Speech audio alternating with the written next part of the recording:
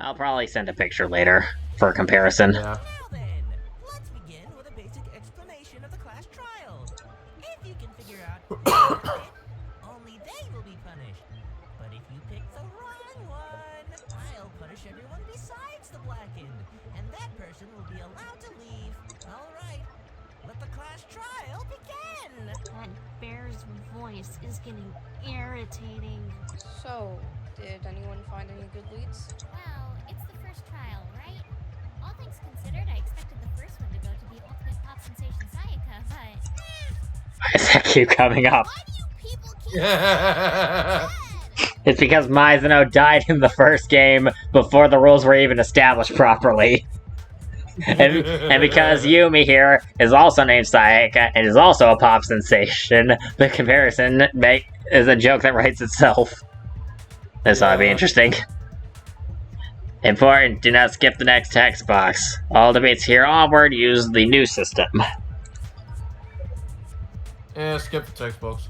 I'm trying, but I don't think you can since this is the only time you're told how the controls work, and I wanted people to not be idiots and skip through it. Makes sense.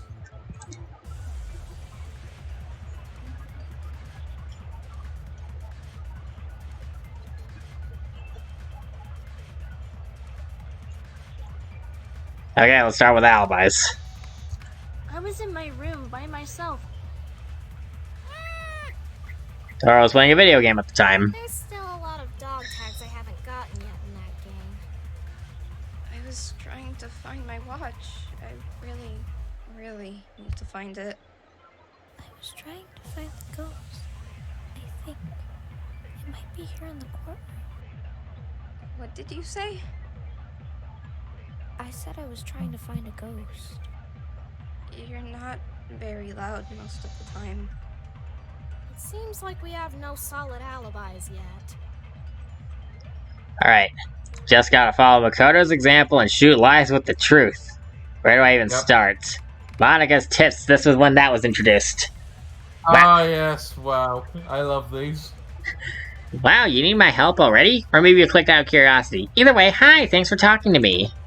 So, we're trying to go over everyone's alibis right now. Even without looking at the evidence, didn't it sound like someone just vouched for someone else? Any comments? Honestly, they should already know the answer. This debate was in Trial 5 behind the Grobik passwords mystery segment. That's Monica's tip of the debate. Basically, there are alibis present to prove Riku's innocence. You did not remember what that meant until after Coco got shot a second time. I was in my room by myself. Yeah. There's still a lot of dog tags I haven't gotten yet in that game. I was trying to find my watch. I really need to find it. I was trying to find the ghost. I think it might be here in the courtroom. What did you say? I said I was trying to find a ghost. You're not very loud most of the time. It seems like we have no solid alibis yet. Bang! I have no idea what I'm doing. I have no idea what I'm doing. I swear, I didn't mean to do that. I have no idea what I'm doing!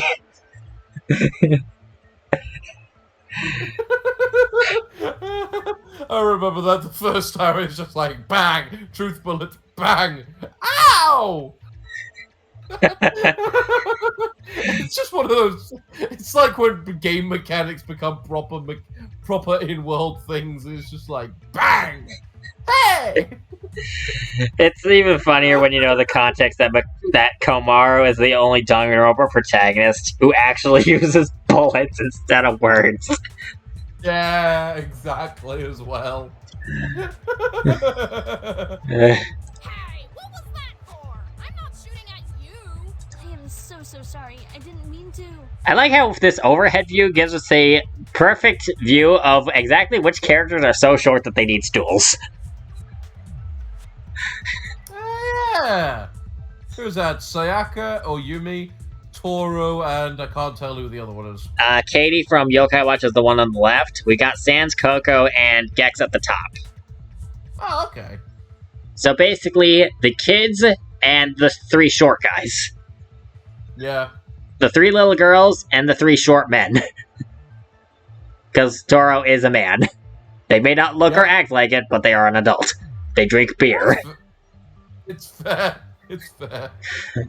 I think I showed you that joke of let's get freaking wasted. And it's just all the poker.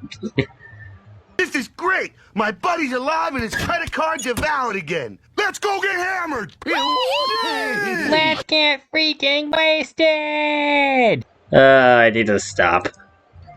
I am a walking gag segment factory.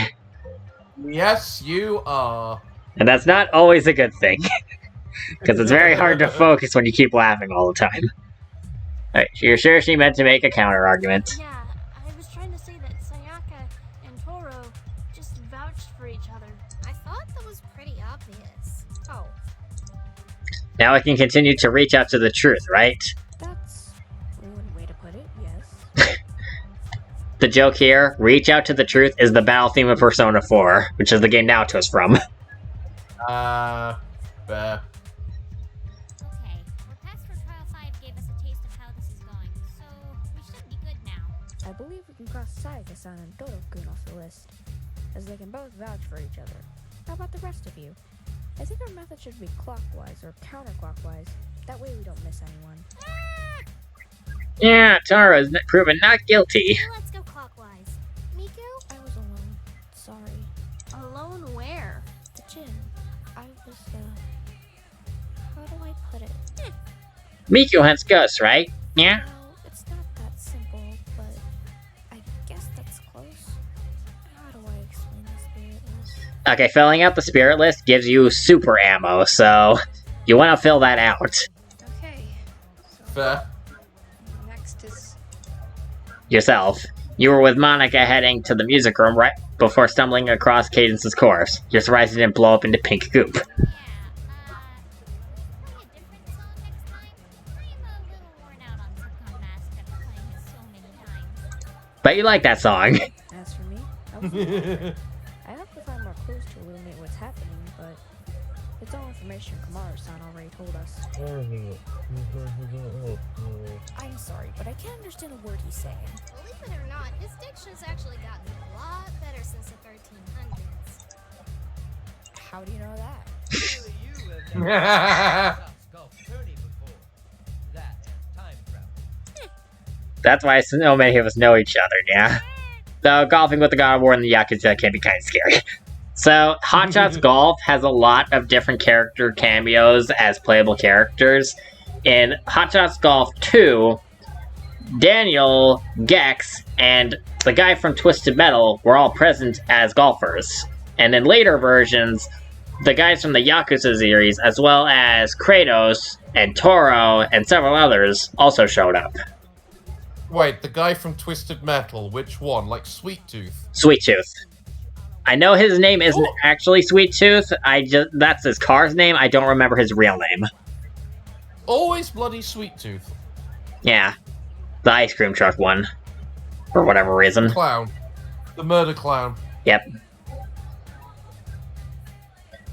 Either way, yeah, Hot Shots Golf is basically a big crossover as well in its own right. Fair enough. Man, that's another thing we don't get anymore. Crossover games. We got I think the last crossover game I played was Bomberman R Online. I think that was the last time I played a proper crossover game. Because every crossover game we have nowadays, it's always Smash Bros. And I'm tired of Smash Bros. All the time. Can we have something else? Actually, if you want to get technical, there's also Fortnite, but that's more skins, but... Yeah, I don't play Fortnite, so... Yeah. Alright, so, moving on, we're about to get to the part where Yumi yells at Gex. I think those tournaments were the only times where Gex didn't need to shut up. What does that even mean in this context? Yeah, I should have tried a Scooby-Doo reference. That would have been enough. Let's split up, gang. God, you're such a dork. God, you're such a dork. I mean, Max Caulfield will say the exact same thing. Yeah. Honestly, I'm not sure if it translated correctly, but God, you're such a dork was supposed to be a compliment from Max. I'm not sure if that was obvious from the inflection or the writing. Because I know what I intend. That was not obvious. Damn it. Then that means that Coco, who voiced her, probably didn't know that that's what I was going for. That happens a lot, especially early on. As I said before, inflections, a lot of the time, people don't give off the right inflection. For example, in Cutting the Branches, during Trial 4, when they were going over the plan of having Crash spy on people, Garrus said, in relation to Sam saying, "Sorry, buddy, I thought it was a good idea," the inflection wound up being, I mean, it's just, things didn't go as expected. when the actual inflection was supposed to be, I mean, it's just things didn't go as expected. Which gives off a very different intonation. Yeah. Because one seems like they're struggling for words, the other seems like they agree, but it was just bad luck. Yeah, you're getting better with your director skills, so we'll see how the new stuff turns out. Yeah, we'll see. I feel like I'm gonna have to be a bit more strict though, because because you know how not strict I am, and how that seems to cause situations like this to keep happening.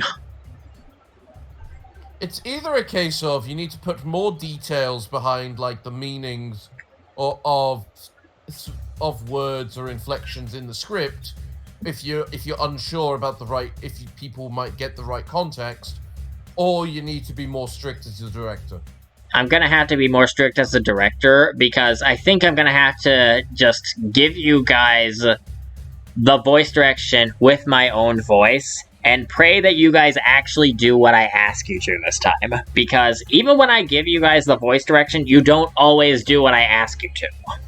Even with the previous approach of the verbal approach, where I voice acted myself, sometimes you or the other actors just don't seem to have faith in my ability to voice act. And you wind up going off... And then you guys wind up going off and doing something different, and it's like, well, now I have to explain why that isn't the correct answer, and now I have to be rude.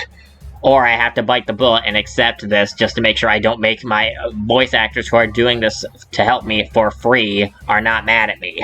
Because something else we have to keep in mind, this is a free project, and I don't have a budget. So, if I take off my voice actors and they don't want to stay, they're not obligated to stay. I mean, it's one of those, you just kind of need to phrase things as constructive criticism.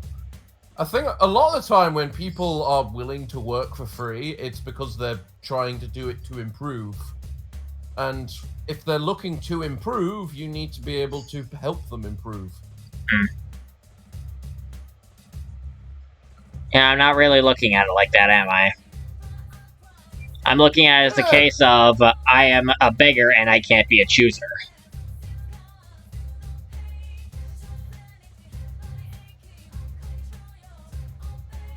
Moving on.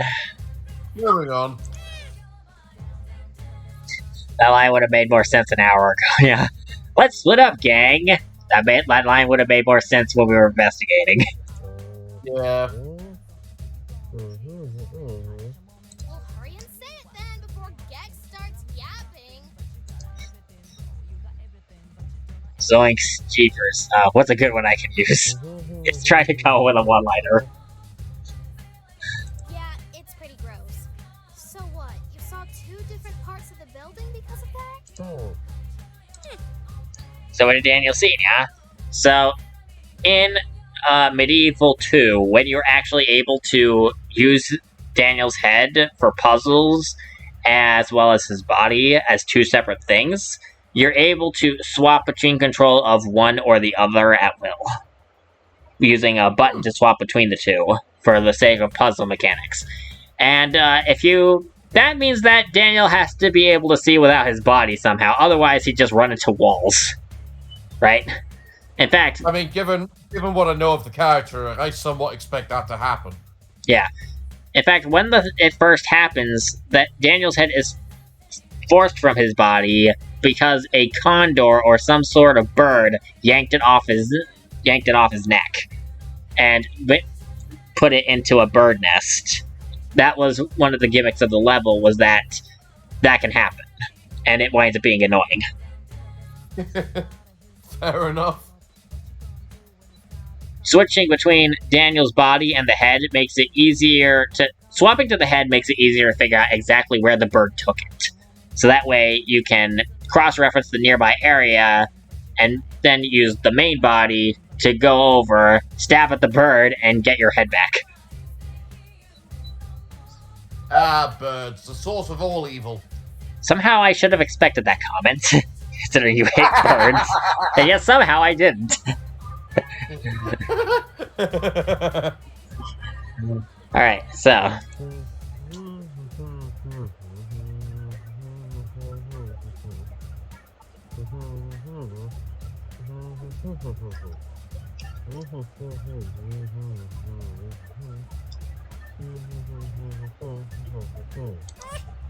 Oh, no, that's terrible. Or is your body at the time? And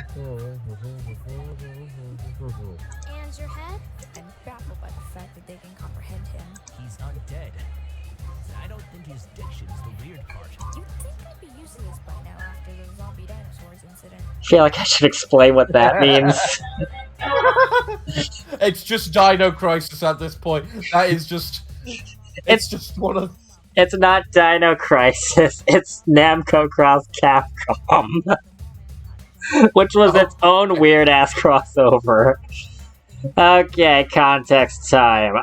Zombie dinosaurs.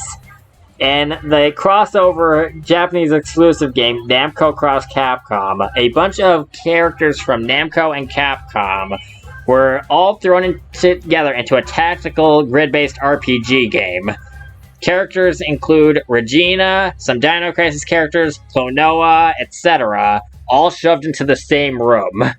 And one of the fights you had to deal with was the Allosaurus. However, after you finish the level, the Allosaurus gets back up off the ground and starts going for everyone. It's like, why? I thought that thing was dead. Oh no, it has T-virus in it for Resident Evil, because Resident Evil's here too.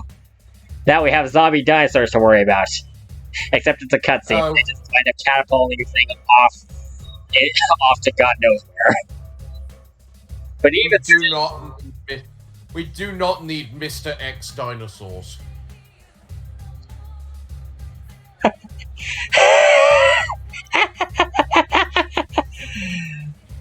Oh God. Okay. I mean,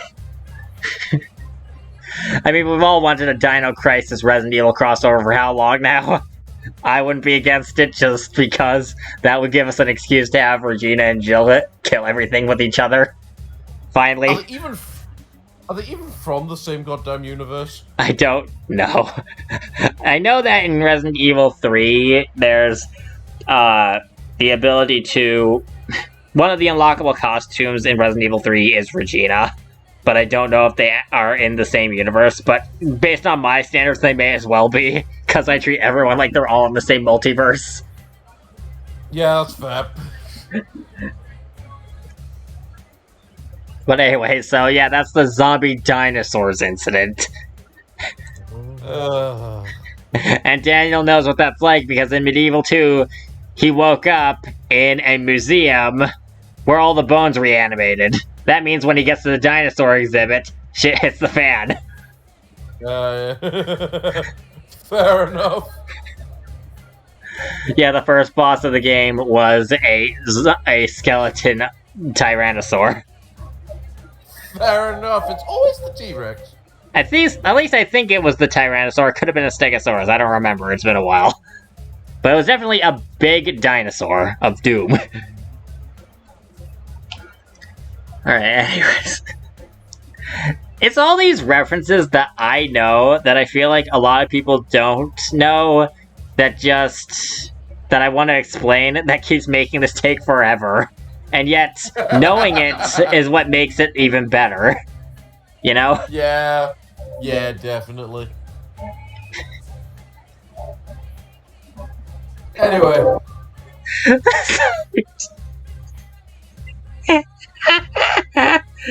I'm sorry.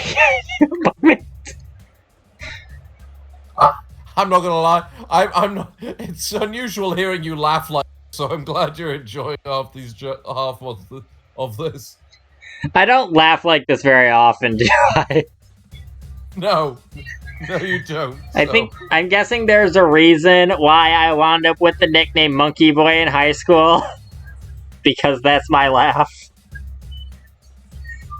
Okay.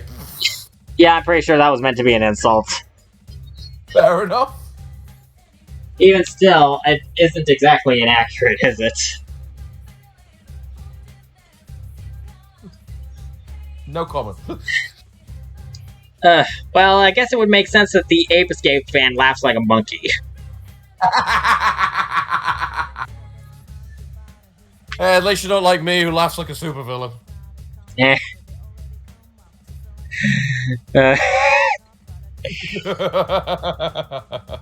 Yeah, you kind of do, actually.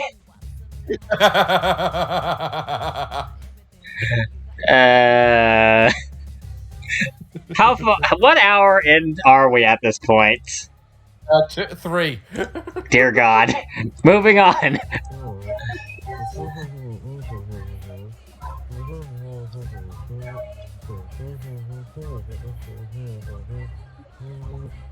So, did you see anything in the vents?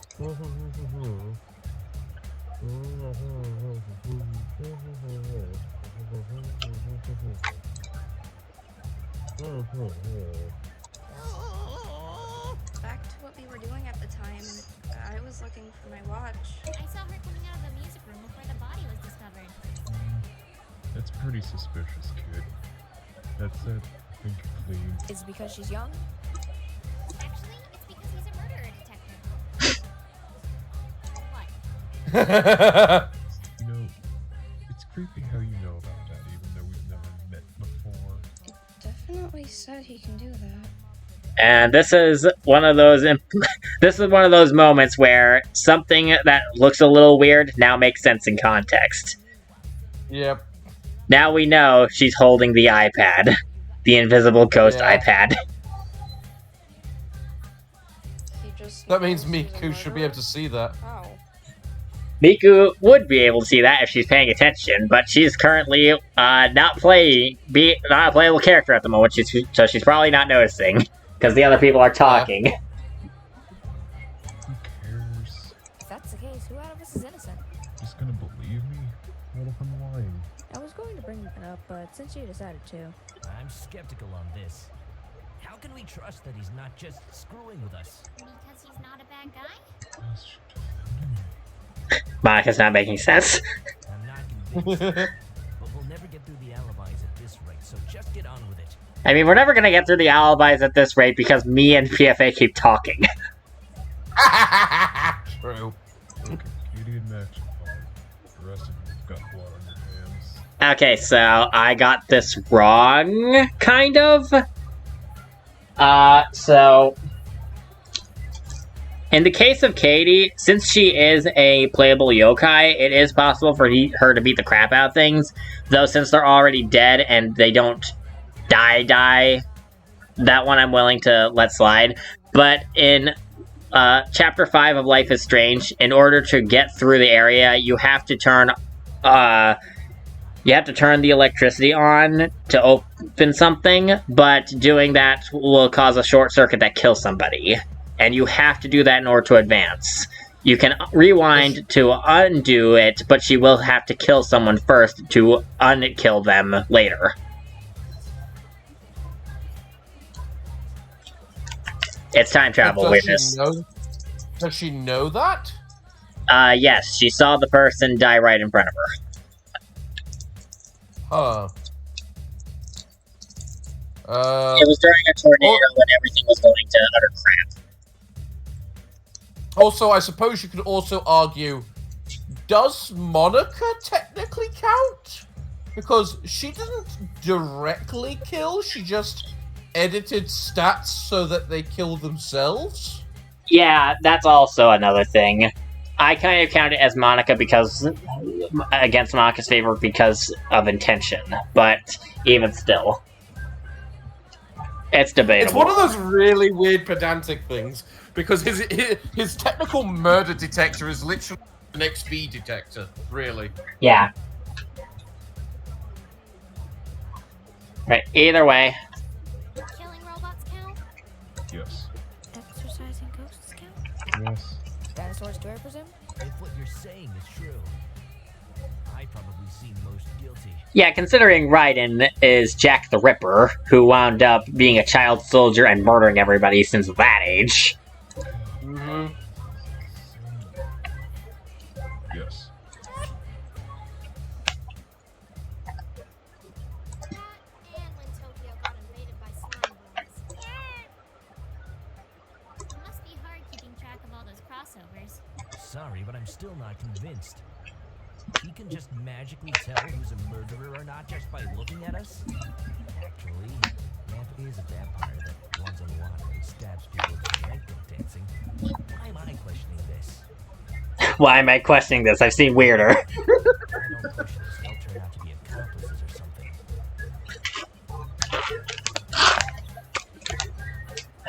Need to take a moment to drink something. But yeah, like, Fair enough. why am I questioning this? I've seen weirder than this. Well, gang, looks like we've got another mystery on our hands. That one was better. And then here's the Monica music.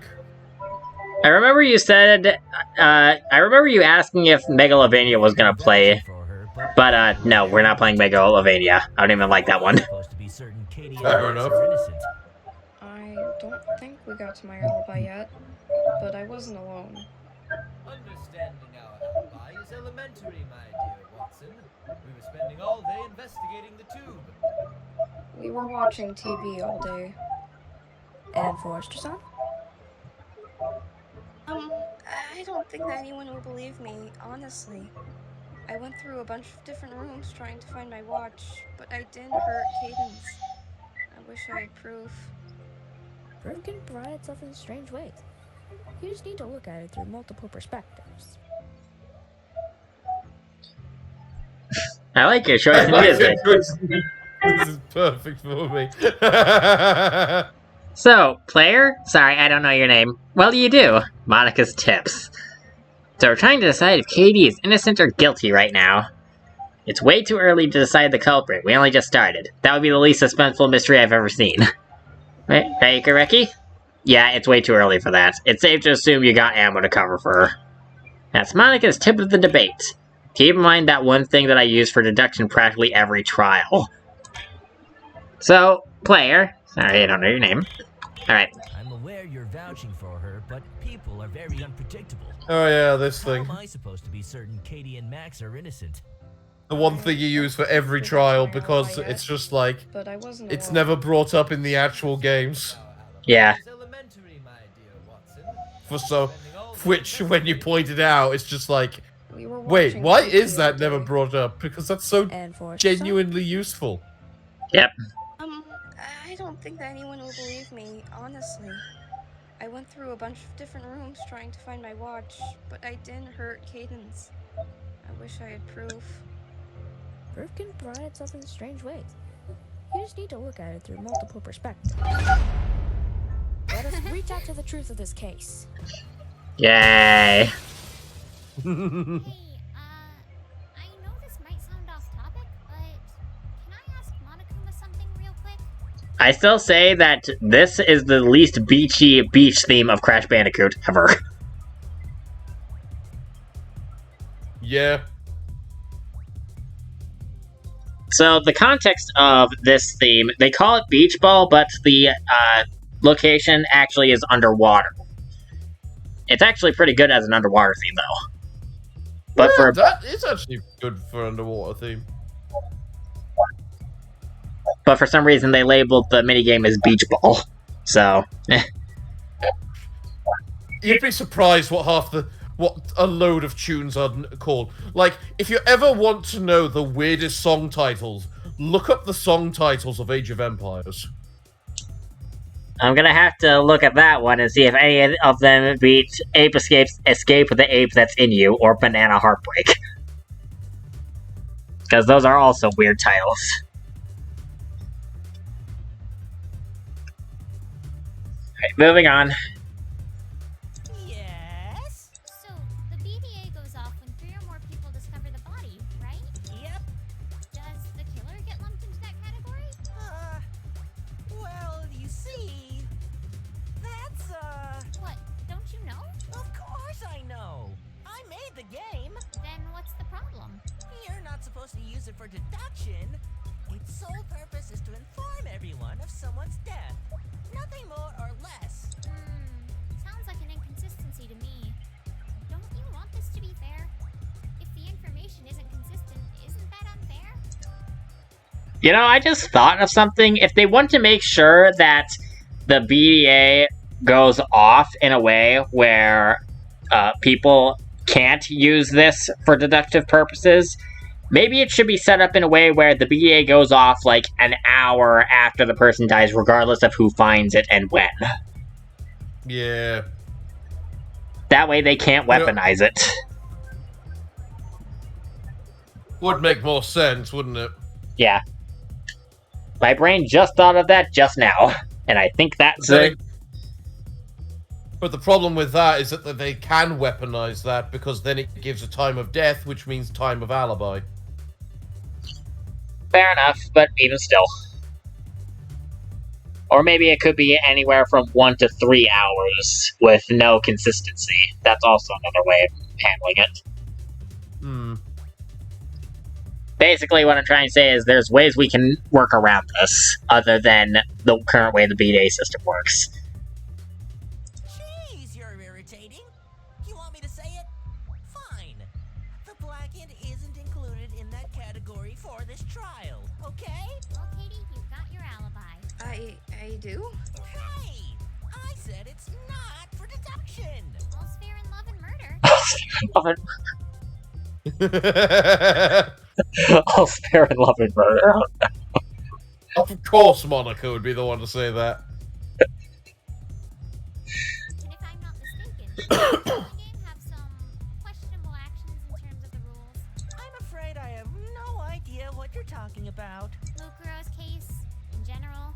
Okay, so Mukuro's case in Danganronpa 1. Mukuro was killed right at the very start. She was the girl who was dressed like Junko, but wasn't actually Junko. Trial 5 happened because Junko unearthed that corpse from the morgue and placed the body to try and make it seem like Kyoko killed somebody in an attempt to frame her for murder, and Junko got caught effing up their own rules. Right, okay. Jeez, you're even more of a pest than I thought you'd be. And this is why I did my research and looked at playthroughs of the Danganronpa games. Editor's note, Nagito in Danganronpa 2 actually brings up the BDA in Trial 2. Unfortunately, it goes unused and does nothing despite the possible advantage it could bring, which is why I decided to capitalize on it and trigger Hatty Havoc. It's useful. Yep, alright. Fair. Okay, we're very slowly getting there, but we have 5 proven innocent, 1 likely innocent, and 9 unaccounted for in that regard. Hey, weren't you listening to us when we were talking? We were with each other watching TV all day. 7 innocent and 8 unknown then. Monica-san is already proven innocent, so... Guess I was in my room by myself. Not much else to say. You not more than Crash does. It's a bit concerning. It's not that bad, just tired to the bone.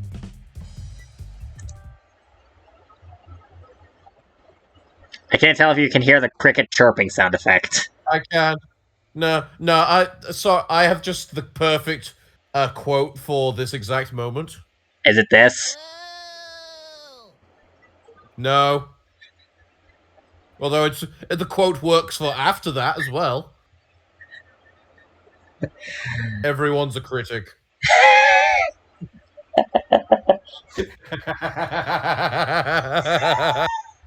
That is a very appropriate quote considering that's a running gag in CTP.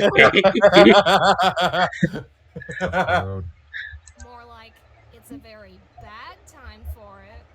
A bad time, you say? What did I swear to God? Carlos from the Magic School Bus grew up in here. I stand by my statement that Carlos from the Magic School Bus is a little too similar to Sans. Yeah. They both have a very similar fashion sense, are associated with magic and science. And they like making annoying puns that piss off everyone around them. Fair enough. You know, now that you mention it, And of course, the two most outdated people here are the ones that are the most likely to know that reference. So, what were you doing earlier, Coco? Building a fruit bazooka? Hacking into hacking some brains? Yes, no, and not since the Baron lawsuit. I made that up, but it has validity.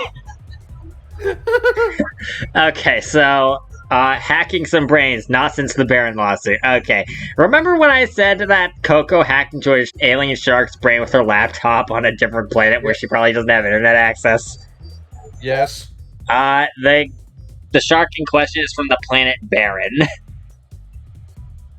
That was what I was referencing, was that moment from Crash Nitro Kart where she hacked into Nash the Shark's brain with her laptop. Fair enough, then. So this was basically the, I guess, progenitor to Coco blows up the Reapers. I am the vanguard of your destruction, and I will tear you apart. We will collect your...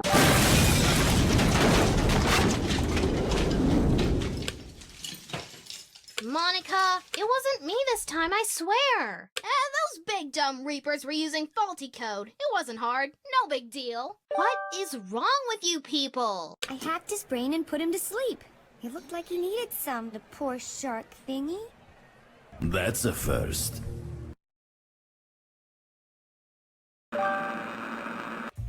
It's funny how I can use the same material for a joke and just escalate it over time until we reach those ridiculous extremes. Like, how do I keep doing this? It's just one of your many skills when it comes to writing this sort of comedy. I don't know how I accomplished this. It's so weird. Moving on. Too bad, Monica, I already explained it.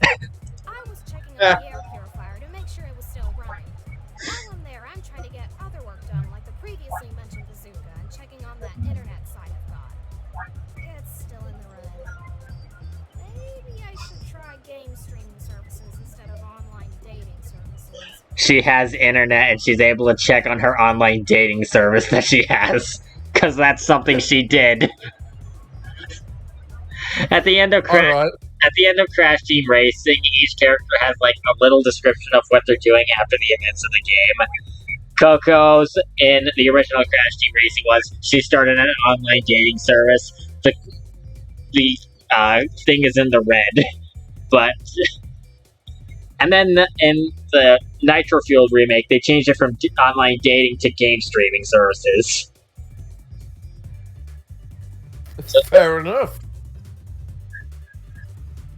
Good reference. Yeah, I like referencing things, as we've established multiple times, just trying to get through the bios. On with the plot! Old enough to know what Banda Boy is. I think I remember your comment being, the hell is that? Which is a very valid question. And I don't think we want to know the answer. But it was still brought up in Crash Team Racing during Liz's epilogue. Because apparently she became a Banda Boy model. Which is where that joke comes from. Okay. It's like one of the random hot big boob trophy ladies became a Banda Boy model. Like, yeah, sure, why not? Yeah, nah, we get what that is. Naughty Dog was definitely not subtle about this stuff, was it? It was back in a time where they were allowed to not be subtle. Now there's more restrictions. Either way, I think I brought up the Banda Boy joke in CTB later, just to annoy Crash. as if he's into that. I mean, Yeah. considering... I mean, all things considered, there's way worse jokes I can make. I've already made Coco Yes Noises jokes how many times? Trust me, I can make worse. You have my attention. Dude. Please keep your girly magazines to yourself. Toro, his roommate Kuro, is a massive pervert. Every time Kuro acts like a perv, it annoys Toro, who doesn't want to have to hear about it. Fair. Like, they were, like, in Toro Let's Party, they were about to get questioned by the cops. You could see the look of annoyance on Toro's face at the incredibly specific denial that Kuro made about not having girly magazines on him in his rucksack. It's like, Toro's face was like, bro, why did you say that?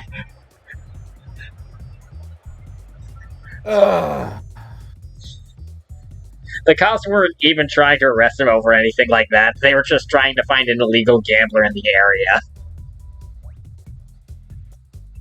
Moving on. Moving on.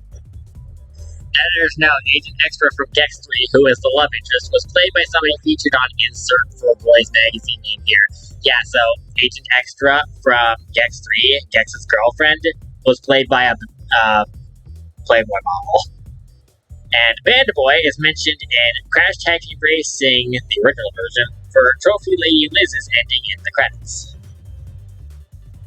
So yeah, Fair enough. So yeah, Gex saying, "You have my attention," upon hearing about the Banda Boy, is because his girlfriend is played by a Playboy model, which is clearly what Banda Boy is a reference to. Gex, Goon, and Max-san are in the clear, so Reggie-san is next. I was in the bathroom at the time, first floor. Last one. I was in the laundry room at the time. I don't like the idea that someone among us is lying, considering so many of us have done world-saving feats. But the only option is to accept every possibility to reach out to the truth of this case. There's 8 people that don't have someone to vouch for them. Well, if Deadman Dan got smacked down even though supposedly nobody was there, chances are one of us is a liar. Yeah, Deadman Dan is the nickname that the developers gave Sir Daniel. Yeah. It's a good name. Wait. Generally has a ring to it.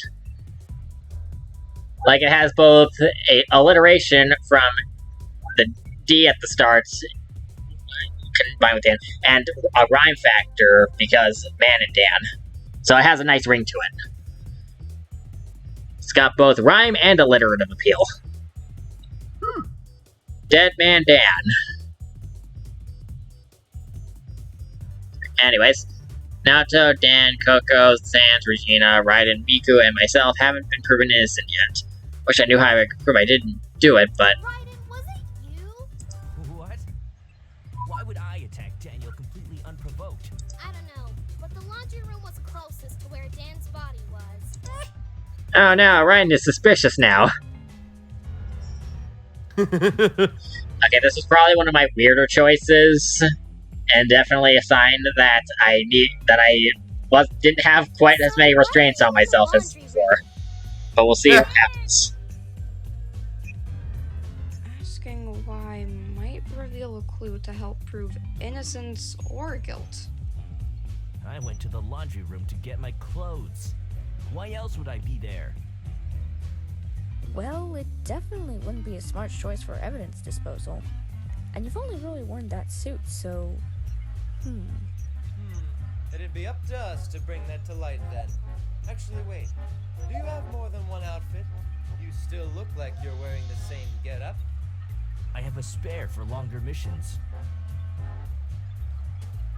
Are you going to have an important role in the plot yet? You've only had 7 lines since the trial started. Yeah, like, I'm not making it subtle that I have no intention of actually using Hat Adult. I am so bored of Hat in Time by this point. Alright, I can tell he's full of crap. Tail time. Monica's tips. So we're trying to prove that Ryan's full of crap. He claims to have been in the dorm area inside the laundry room at the time. If that's the case, he should have found something. Right, Rookie? Ryan's a stealth expert, but he doesn't have much of a reason to lie unless he shot someone, stabbed someone with his big pointy sword thingy, or he's about to lose his dignity again because the world hates him. That's Monica's tip of the debate. What should Ryan have seen in the laundry room, and why is it still being there suspicious? Yeah. So, why were you in the laundry room?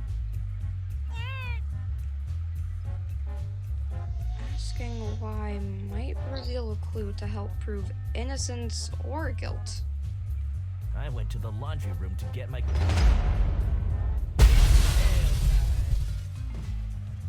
Counter! The first counter of the trial. I think the first counter was Kamaru shooting Coco, wasn't it? Yeah, that was actually a counter, wasn't it? Yeah. Yeah, no, that was a counter. My bad. So. Yeah, I do. Why are you asking? Because we found one in the laundry room where you claimed to be. In the dryer? Son of a... That's where they put it? That's freaking fantastic. For a second, I thought this was going in a different direction. So you're saying you didn't even know it was there? Yes. And the spare skull suit was in my room.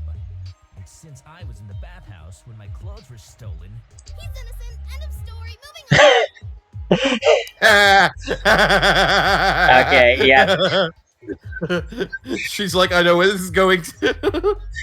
We all know that this is going to go in the direction of naked cartwheel flips. We don't want to... So, when I said before that this is one of those parts where I didn't have quite as much restraint on as I do now, this is what I meant. And I'm not really sure if I'm being too hard on myself, or if this was just a really terrible idea I shouldn't have gone with in the first place. Oh, no. No, it was brilliant. Keep going. Alright. Wait, hold up. I'm still piecing it together. You don't want to do that! The skeleton got smacked down by a blonde dude doing naked cartwheel flips. That's not something you ever thought you'd say. Ever. Sora didn't need to re-see that, yeah? Now do you get why I didn't want to talk about it?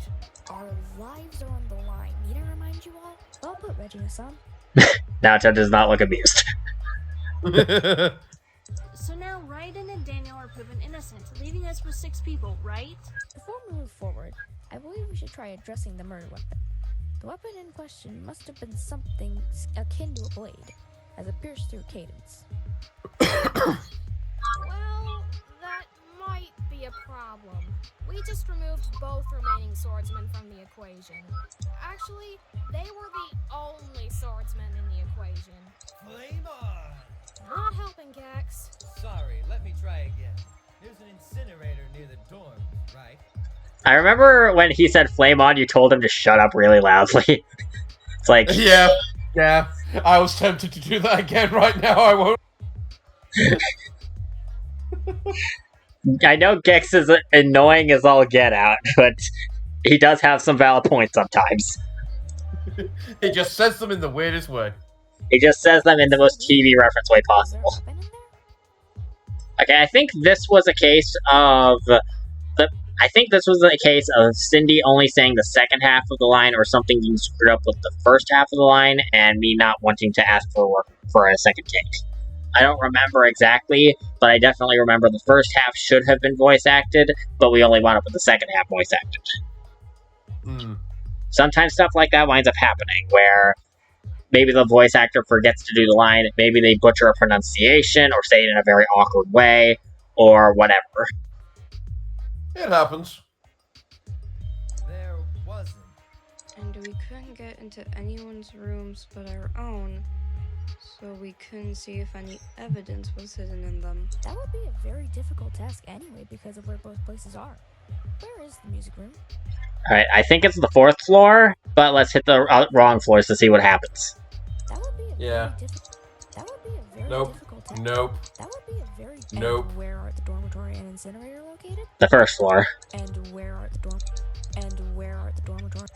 And to get to the dorms, you need to go down to the first floor past almost everyone with the large bloody weapon and have nobody notice you had it, considering Katie, Hatty, and Monica were roaming the halls at the time, and Daniel's head was peeking at the third floor at this time with his body near the dorms. I believe the chance of success is too slim to try without risking getting caught. And did anyone see any dangerous weapons out of place?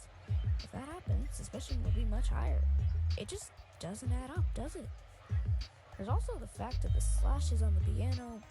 Aside from ruining the only thing I had going in the building, the death was by impalement, but the piano had slash marks. Aside from ruining the only thing in the building she had interest in, the piano. Oh, poor Monica. Poor Monica who murders people. poor murderous yandere girl. I'm sorry I had to say it. That's fair. Whoever the killer is must have had a lot of strength, as the weapon pieced through both Cadence and the piano, and forced it further down to make those long marks in both. And there were 3 marks in them, and the way it was positioned, don't they seem... pattern's not the word, symmetrical. That's the word. The mark's symmetry leads me to believe the murder weapon was also a 3-pronged weapon, like a trident. However, I hadn't seen such weapons lying around in the building anywhere. It all points to Monokuma. It all points to Monokuma. It all points to Monokuma. Is everything okay over there? Pretty sure the answer is no. Okay, so... I remember thinking, is the mod glitching right now? Yes, I remember you saying that as well, where it's like, okay. I thought that was... And then later when it happens again, it's like, are you broken? I'm pretty sure Komaru is broken. Oh god, no. But, yeah, so I should probably explain what that was now, since I feel like I'm gonna forget later. You remember later when the Henry Stickmin people show up, and it's shown that, Charles kept crashing the helicopter into the building over and over and over again? Yeah. That was me trying to say time was rewinding itself over and over and over again, because he kept game overing over and over and over again. And thus the 2 people that can see the time outside the timelines are the only ones that notice. Yeah. That was what was supposed to be happening, but I don't think most people really pieced that together since it's not super obvious. If the weapon doesn't get us anywhere, then our best option is to try going over everyone individually. That might be too time-consuming, especially with so many suspects. Perhaps we could narrow it down? How can we narrow it down? That's for us to discuss and discover. So, another debate? I'm down. I'm sure, but... Get it on! Okay, so heads up. If you're lagging, turn off the camera movements. You probably already knew that from the other trials, though. Also, this mixed mass panic debates gimmick is multiple perspectives. Some of us have special advantages that can make this courtroom stuff easier or more interesting. I didn't take advantage of that super well in CTB. I'm not gonna lie, I loved you doing the way you worked that in this trial, at the very least. It was such a unique gimmick. Yeah. I especially liked it during the second one, but the first one also had it, since the only person in the building who can understand Daniel talk is the only one who can answer the question. Since if you don't have it up, then the Daniel talk comes out butchered. But if you play as Yumi, it comes with the proper subtitles so you know what he's saying. Alright, so... Also, I also find it amusing how Naoto was originally on the right panel, and then Monica just interrupted by giving you the tutorial.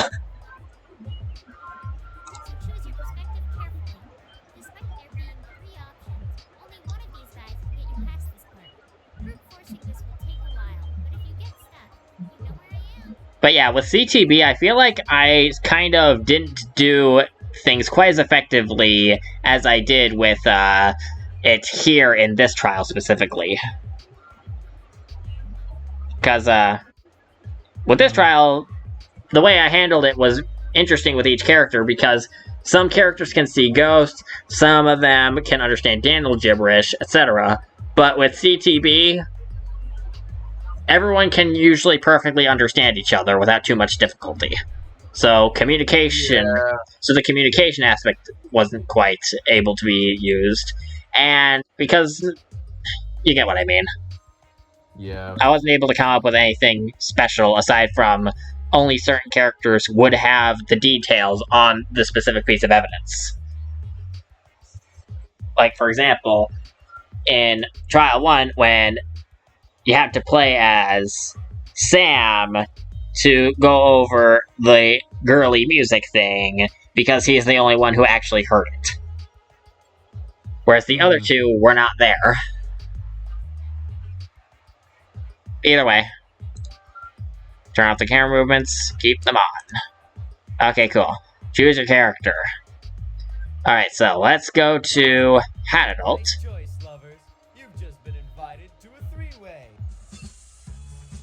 That is a direct quote from You Don't Know Jack Volume 3. Yeah, no, I thought I recognized that. Any ideas for narrowing the numbers down? Maybe the culprit isn't actually team up with Monokuma. And how might that be? You seem to have the same idea I have. To see if we're on the same page, please elaborate. Phase through fours and malls. Well, There's maybe, one more but person in the this game courtroom won't that last could long be. like that. Perhaps, unless that's what they wanted us to think. Or maybe the mastermind did this himself to instigate us and get everything started. You can learn a lot of possible options from watching mystery TV and other such drama. Gex, shut up! We don't have all day! I love that part, and I love how he goes from smirking to just annoyed. Alright. Absolutely. Alright, Monica's tips. I prefer if you were playing as me when you ask, but I guess this will be fine. Okay, so we've got 3 cubed 27 options here. Let's try narrowing it down a bit. Did you notice something odd with the text for one of the characters? It's okay if you didn't, the text on the screen isn't the greatest. But basically, someone's voice that is normally difficult to understand without subtitles is being drowned out. And because they don't know too many people here, not a lot of them are used to his diction. Who speaks odd and constantly needs a translator? Perspective swap. What perspective? Alright. Sayaka, Yumi, just Monica. Maybe the culprit isn't actually team up with Monokuma. Alright, so... I know exactly what this is supposed to say. You didn't understand a damn word, did you? You want some help with this one? Because there's the... Okay, it's basically it's Monica.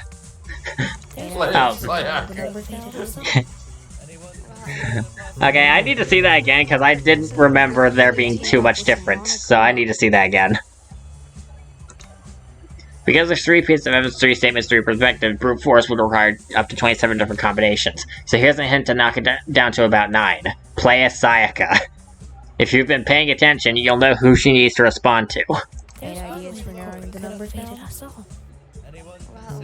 Maybe the culprit isn't actually team up with Monokuma. And how might that be? You seem to have the same idea I have. To see if we're on the same page, please elaborate. Phase through fours and malls. Well, There's one more maybe, person but in the this game courtroom won't that last could be. long like that. Perhaps, unless that's what they wanted us to think. Or maybe the mastermind did this himself to instigate us and get everything started. You can learn a lot of possible options from watching mystery TV and other such drama. Gex, shut up! We don't have all day! Always funny. Alright, perspective swap. Hat Adult, Sayaka, Yumi. It's funny how the perspective swap says just Monica for one of them. Yeah. Actually team up with Monokuma. Gotcha! Alright, so... I'll give it a sec. Everyone quiet down! Dan's saying something important and I can't hear him like this! Firstly, this is the part where you said, you like Yumi. Secondly, you asked what was up with Daniel's eye. That was That picture we just saw was actually from Hotshot's Golf. It was a PS1 render of him in the golfing outfit with a golf ball where his eye is. Ah, fair enough. Let me just... I'm going to find that image and throw it at you real quick, because I know I saw it. Alright, here is the render. Ah, fair enough. Yeah, so basically all I did was just kind of trace over that one. That way, it actually would look proportional correctly. Also, here's a picture of Daniel with a Gatling gun, just because. I found that while I was looking up the other one. I thought, may as well show you him looking like a badass. I'm guessing that was in the second game? Yes, he didn't have a Gatling gun in the first. Oh, no. That was a thing you get. That would be a thing you'd get in the 1800s.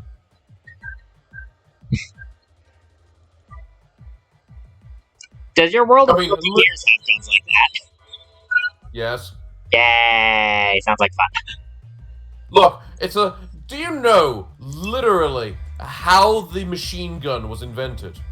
I don't, actually. How was it invented? Was it an accident, trying to make a new butter turner or something? No. It was literally a what-if question.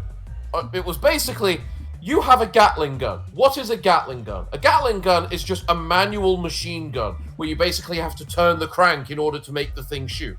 So someone just thought, what if I just attach a motor to this? And the machine gun was born. Oh dear.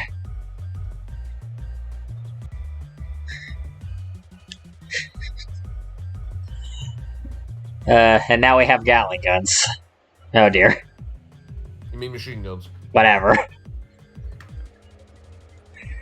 Anyway, moving on. Talking about machine guns and Gatling guns, and here I am just looking at Yumi and trying to not make a joke about the monkeys from Ape Escape wielding machine guns shooting everybody. Because I know they do that.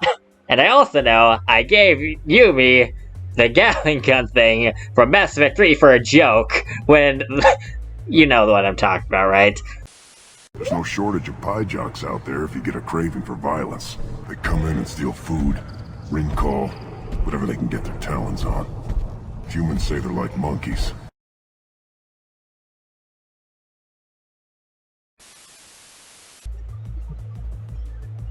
I have too much material to work with.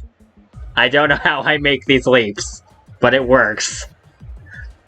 Also, Yumi could totally destroy a Krogan by headbutting them if she feels like it, let's be honest. Yeah, probably. She is a cartoon character lady. She can destroy a robot by smashing it with a stick, or a slingshot, and a pebble. Okay, good. Dan, you were saying earlier it can't be from the 3rd floor down, right? Was it because your head was keeping watch? So that means anyone from the 3rd floor or lower probably didn't do it. Otherwise, Dan would have seen that. By that logic, the most likely suspect would be Coco, who's the only one who claimed to be above the 3rd floor. Everyone else was on floors 1 and 2. It is pretty strange how you kept working on your weapons during the investigation. Okay, I've used a lot of weapons, but swords are not one of them. Guys, the air purifier lab is on the 3rd floor. Oh yeah, it is. My error for misremembering such an important detail. I thought it was the 4th floor for a moment. Yeah, I had that conversation and then I remembered, oh wait, I got the floors wrong. Whoops. Well, throw it into the plot. Throw it in, why not? My mistake as the writer. Yeah. Middle of the hall? The staircase? A 3-way intersection, he said. That floor only had one 3-way intersection. And if entering it from the main hallway leading to the art staircase, you go left for the air purifier lab, and right for the 4th floor staircase. If Coco was the culprit, Dan would definitely have seen her. Hey, does this mean that nobody's guilty? There is a possibility, but... Well, what is it, Miku-san? I know a lot of you don't believe in ghosts, but This school is filled with them. That's unsurprising. This school was used for games like this before, and I can't be the only one who sees that floating butler guy. Who? Sorry. Are you afraid of ghosts? Or... well, I don't mean to scare you, but there's a lot of ghosts here. And this is a sign that nobody's communicating. Yay, Yeah. bad communication. I'm actually very surprised anyone else can see them. I'm dead, so. Did you see the ghost too? Harmless, huh? I saw ghosts since I was a kid. I saw ghosts since I was a kid. I saw ghosts since I was a kid. I saw ghosts since I was a kid. I saw ghosts since I was a kid. Oh god, not I again. saw ghosts since I was a kid. Let's try sorting this out. Ryuka Rookie? What is happening right now? I thought you read the script already. Technical difficulties, please stand by. I thought you read the script. I saw ghosts since I was a kid. It's pretty scary. I thought you read the script already to know what I was doing.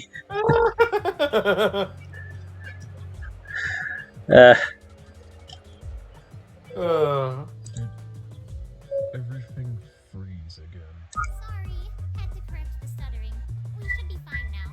This is the part where you said, quote, let's just take this fourth wall and take this giant mallet and take a nice big stick to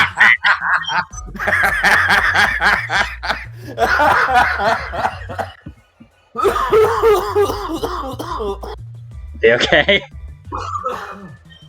Yeah, I've been cleaning today. I'm not the best with dust. Even but yeah, Yeah, that sounds like something a quote I would say.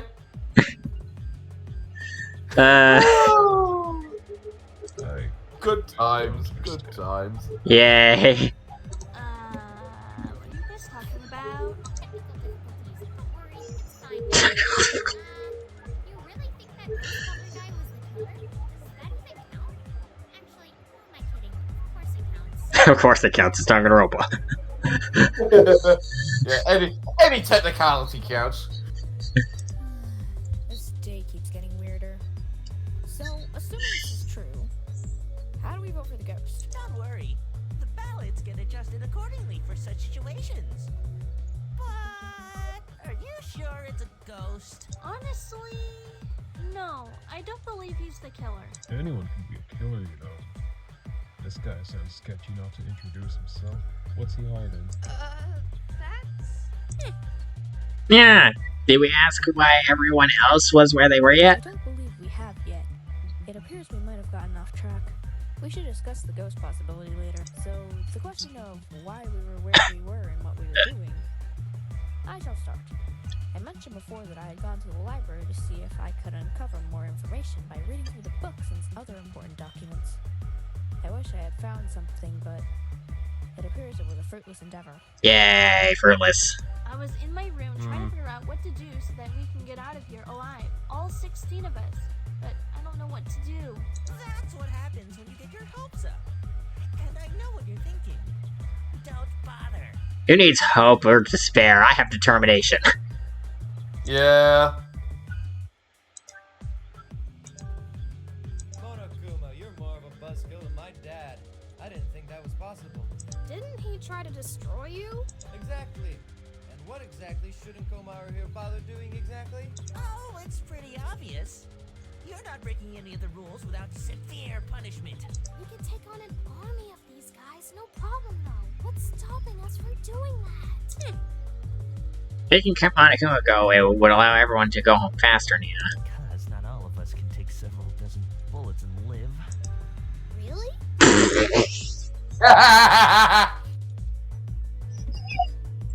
I forgot about that. I forgot about that line. Fucking Christ, you superpower. The superpowered little girl who could probably love the planet if she felt like it.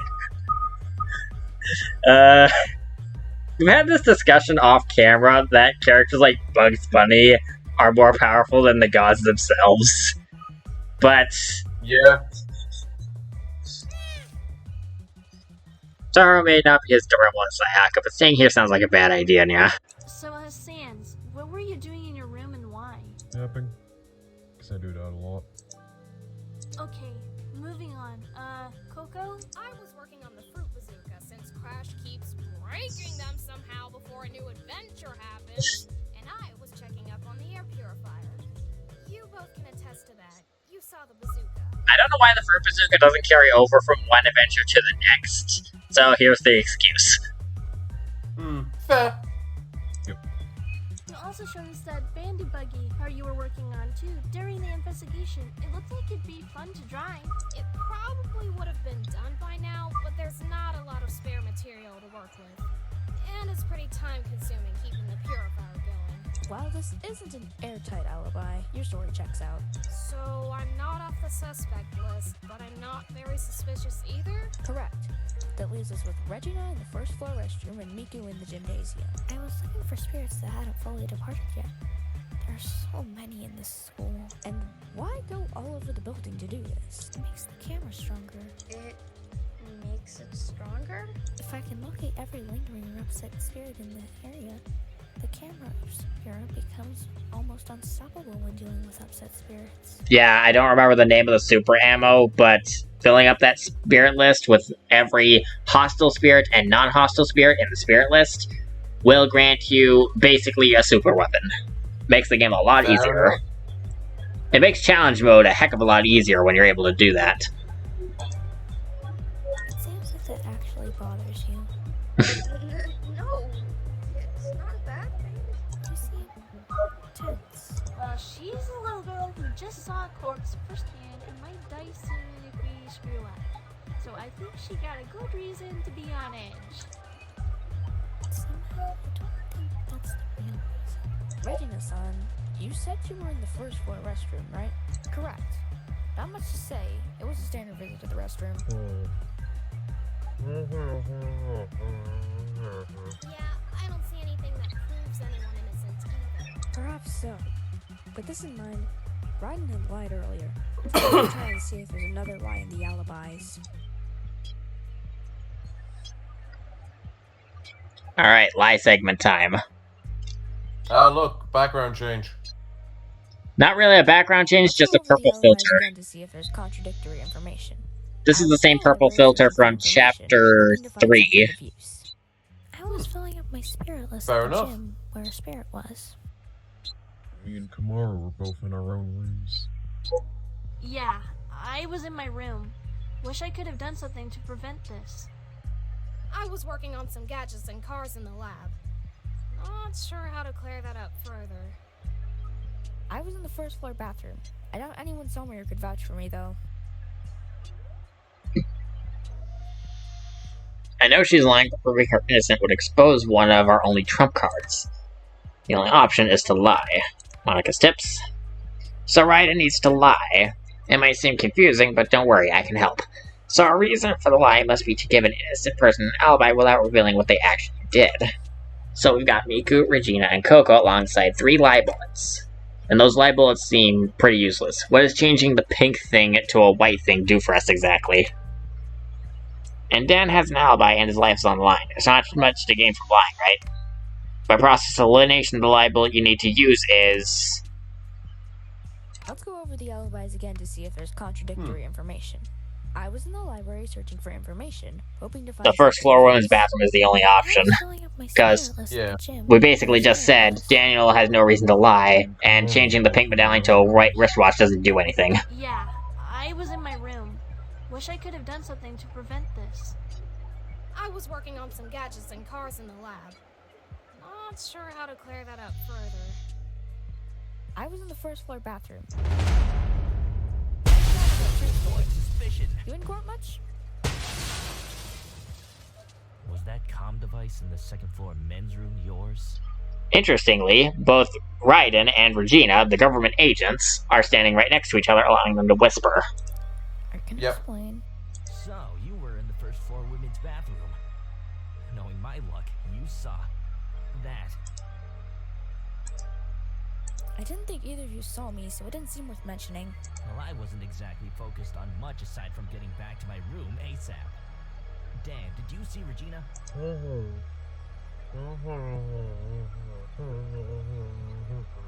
He didn't see anything. Hey, so I know this will sound like a stretch, but I just checked the video feed on my RC car. And I can actually confirm Regina was in that bathroom at the time. The RC car had a camera? Just another reason why our gadgets are so awesome! Is she covering for me? Those RC cars don't have cameras. Roll with it. Yeah, the RC car, it doesn't have a camera. The monkey radar does, but the RC car doesn't. But no one here would know that. Yeah. Sorry, but no. Sayaka is touchy about others taking her gadget, especially after she got netted. Yeah. While she is trying to make sure that no one else sees through the lie, Toro does know something that's also true. The apes in Ape Escape 3 can steal your gadgets and catch you with the net. I don't know if that happened to you, but it is possible. I don't think it did. So. That was the most embarrassing thing to happen to me. Caught by a monkey with my own net. Well, they don't have a reason to cover her, so perhaps there's a reason for the lie? Perhaps this isn't a fabrication. It only feels like a lie, though. Naoto, the detective, is seeing right through the lie, but they have a suspicion that there's a reason for it. Let's hope your help gets here soon. They'll be here. So that leaves us with 5 people now, right? Well, all things considered, Coco and Sans are probably not the killers. Sans vouched for Max and Katie using his ability to judge others, and we deduced that they're innocent. Coco's been in the lab doing a lot of work and is in charge of the air purifier. After that, we have Miku, who claims she was in the gym taking ghost pictures. So if we see the picture she took, she should be good to go. But it's not like a camera made several decades ago has an image viewer or tells you when the picture was taken, like how modern phones can do that. This is embarrassing. She completely forgot her camera can do that, didn't she? Yeah, so despite being a camera made probably well before the 80s, yes, it does have that feature in the game where it actually tells you what day you took the picture. It's not the most useful function on the camera when everything in the haunted mansion is trying to murder me. Well, better a late alibi than never, I suppose. Miku-san, are you willing to share? You have to look through the camera itself, but here's the picture. Yeah, so the UI at the bottom is in reference to how it is in Fatal Frame. Like, we see the date that the picture was taken, what the picture's title is, what area it was, and I forget what the thing on the left is off the top of my head since Miku's fat face is covering it. Fair enough. Also, the ghost girl that we're seeing here is the fake Junko from the first game, who died in the gym. Mukuro Ikusaba. Huh. Okay. That's a surprisingly advanced camera for something made over 40 or so years ago. Probably even way older than that. Far left. Despite our suspect pool lowering, I feel as though our progress is stagnant. How aren't we making any progress? It's not easy to explain. Do you think it was Monokuma too? I've seen those claws in his paws. They match perfectly. I doubted it was us from the start. I intend to expose the truth. Hadidol is so irrelevant that we're pretending that Naoto and Komaru are standing right next to each other. Won't that just take him off, and then he kills us all anyway? There must be a solution to that somewhere. You're pretty sure these two are underestimating everyone else's power by quite a bit and whisper to them as such. Seems like concern of visiting catch plays is the source of this hesitation. Is there anyone here who can discreetly give that information? Who would even have that kind of knowledge? Okay, so where do we go from here? It doesn't really seem like any of us did it. Why do you say that? Well, you and Naoto use guns, right? Right. And Coco uses heavily armed vehicles with bombs and missiles, right? Yeah, it's pretty common where I'm from. And Sans hates knives. Because I got cut down? Wait a minute. She knows something she's not supposed to. Okay, yeah, that's true, but, kid, why exactly do you know that? Never told anyone about that timeline version of myself. Haven't thought about it since we got here. You didn't? Well, this is a weird situation. I know you didn't kill anyone, but why do you know that? If it wasn't for her alibi, I'd say you might be wrong. That's very suspicious, but... Alright, you know the drill? Come on. Choose a character. Alright, so... Choose the wrong one to start with. Yep. So the correct answer is Miku. Now, if you pick Sayaka, the ghost will not show up, but you can understand Daniel. If you pick Komaru, you see the ghost, but you can't do anything about it. If you pick Miku, you can see the ghost, but you can't understand Daniel. And you can do something about it. So, Komaru.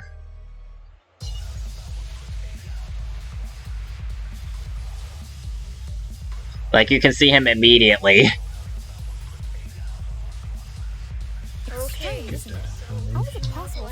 Yeah, you can, don't you? Yeah, you chose Sayaka the first time, so he was invisible.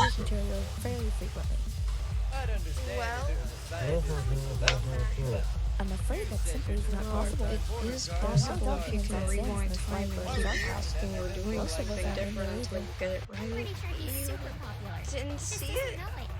Not sure why it would. Hope's Peak has a lot of weird things surrounding it. But Cringe isn't one of them, much less about a guy running a hot dog stand. unfortunately, I don't know if she can time travel or not simply into conversations. Isn't there anything I can do? Force-san, please, just tell us the truth. Our lives depend on it.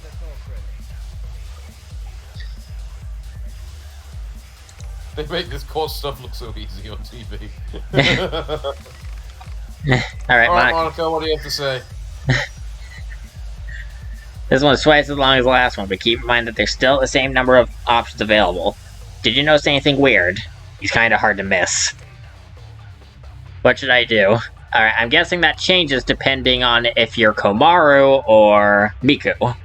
So let's swap perspective and see what Dan has to say. Right. So now he's missing because we're playing a Sayaka. I reviewed those materials fairly frequently. What if they add outside help? It is possible if you can rewind time and keep asking or doing something different until you get it right. You didn't see it?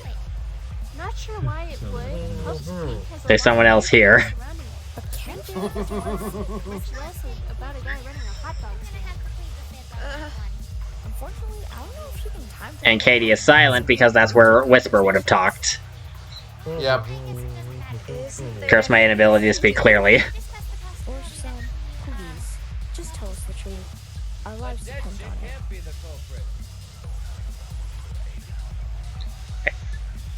Yeah, what does Monica say here? Then. Monica's tips. This one's twice as long as the last one, but keep in mind that there's still the same number of options available. If you're only given 2 options, it means you're playing as the same girl that was the correct answer last time. Sayaka isn't who you need to play as this time. The other 2 can see stuff others can't. So basically, you need to play as someone else other than Sayaka to see the person. Yep. Miku. Why could Miku understand Daniel? I don't think Miku can understand Daniel. Did it actually? No. It is possible if you can rewind time and keep asking or doing something different until you get it right. You didn't see it? Not sure why it would. Hope's Peak has a lot of I kind of want to see what Daniel's wrong answer response is so I can see if I can translate. Unfortunately, I don't know if she can time travel or not simply into conversations. Isn't there anything I can do? Force-san, please, just tell us the truth. Our lives depend on it. I think we can agree that this is probably the best of the NPDs. You're about to run out of time, though. Who cares? I have reviewed those materials fairly frequently. It's not like the timer does anything anymore. Oh, yeah. You didn't understand a damn word again, okay. I don't...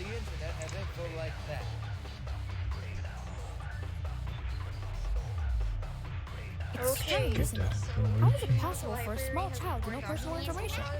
Let alone across time. I have reviewed those materials fairly frequently. I'm afraid that simply is not possible. It is possible if you can rewind time and keep asking or doing something different until you get it right. Didn't see it? Not sure why it would. Hope's Peak has a lot of weird things surrounding it. Camping isn't one of them, much less about a guy running a hot dog stand. Unfortunately, I don't know if she can time travel or not simply reading conversations. Please, I'm not your enemy. So, there's no way we can figure out how she knew? I guess it's not like you can use, what was the thing called again? The one I asked about on the 5th floor earlier. I'd like to point out something. It's interesting how we had 3 different debates going on, and 2 of the debates were actually trying to move things forward, and Monica's just trying to tell Sansa he's popular with the porn artists, but not say it directly. Okay. I mean, that is basically what she was trying to say. Like, God, people have weird tastes. What else was she trying to say? I mean, am I wrong? Moving on. Did you not notice the entire time that that's what she was trying to say? No, I did not. I never noticed that. Okay. People have weird-ass tastes. Yeah, well, they always do. Yeah. Thanks. I forgot what it was called. It's not as if you can use an iPad to instantly search for the answers to those questions. It would be nice to have someone or something here that can answer our questions. Is she looking at you right now? Bio is now available for Whisper. Okay, so this was probably one of the weirder decisions that I made. Using Shadowside Whisper specifically. It's because Whisper in Yokai Watches 2 and 3 cannot be taken seriously for the life of them. At all. So... that's why I went with Shadowside Whisper, so they can be taken seriously. Alright. That, and also because I wanted people to know about the existence of Yokai Watch Shadowside, which is a different series that's in the same franchise.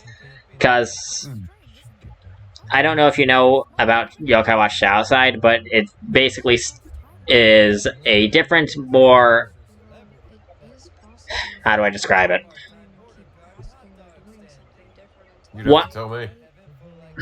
While Yokai Watch normally is more on the comedic side, Shadowside takes things a bit more seriously. I feel like Shadowside takes an in-between between serious and silly, enough that it winds up being... it hits that middle ground between the two. Does that make sense? No, that makes sense. Unfortunately, because it's landlocked to Japan, I can't enjoy it. So, that's unfortunate. Although I heard that there's English subtitles videos out there that I could probably look into. Though if it's not from YouTube, I have a harder time trusting it for reasons that are pretty obvious. I don't like getting viruses. Yeah, no, that's fair. Alright, so. Skills. Life Drain ability. Flying. Butler duties. Phasing through walls. Inspiriting people. Inspiriting ability. Making people talk like they know what they're talking about even when they have no idea what they're talking about. Unlimited access to the Yokai Wiki page. Being creepy. Yeah. Alright, so... the first yokai Katie or Nate ever meet. He gave them their first yokai watch. His resourcefulness and intellect fluctuated drastically. Yeah, in Yokai Watch 1, he was actually competent. In 2 and 3, his competence was dropped for the sake of comedy. Then Shadowside happened and he regained his competence back. Fair enough. Whisper became the butler of Nate for Katie after being freed from his prison of the Crankakai. He served as their prime source of information on yokai. Until Dame Deadtime messed up the time-space continuum, and somehow he lost that trait, not being particularly helpful again until around 3 decades later, serving as the butler to Katie and Nate's daughter. This said, he still heavily refers to wiki articles for info on specific yokai. So Dame Deadtime is the main villain of Yokai Watch 2. When she messes up everything, so that way you have your progress of yokai restarted as an excuse for why you're starting from scratch all over again for Yokai Watch 2. That's when Whisper became stupid. Fair enough. Also, Katie and Nate's daughter, Natsumi, is the main character of Shadowside, and Whisper is her butler in that one. This is his this Ghost Butler design with the purple hair is his design when he's Natsumi's butler. When he's Nate or Katie's butler, he's the white wisp on the left side of the pictures in the gallery. That's old Whisper versus new Whisper, by the way. Quite the difference in appearance, actually. All the Shadowside variants wound up looking drastically different from their original counterparts. And it's kind of jarring in some areas, but I guess it's because Shadowside has more edginess factor to it by comparison to cuteness factor like the original did. So that's probably why. Because if you compare normal Jibanyan to Shadowside Jibanyan, it's like, oh my god, what happened? Jibanyan is scary now. Hey, it's gonna happen sometime. Oh no, Jibanyan's going through their edgy teen phase. Quick, we need to find Amy. Maybe she can talk about it. Jibanyan is a cat. Before he died and became Jibanyan, his name was Rudy, his owner was Amy. That's what I'm trying to make a reference to. Moving on. I think she wants your help. It's interesting how you keep voicing characters you don't know jack shit about. Yeah, tends to happen, doesn't it? Yeah, you wound up voicing Carl Stein, however it's pronounced, Whisper, and CEO. Yeah.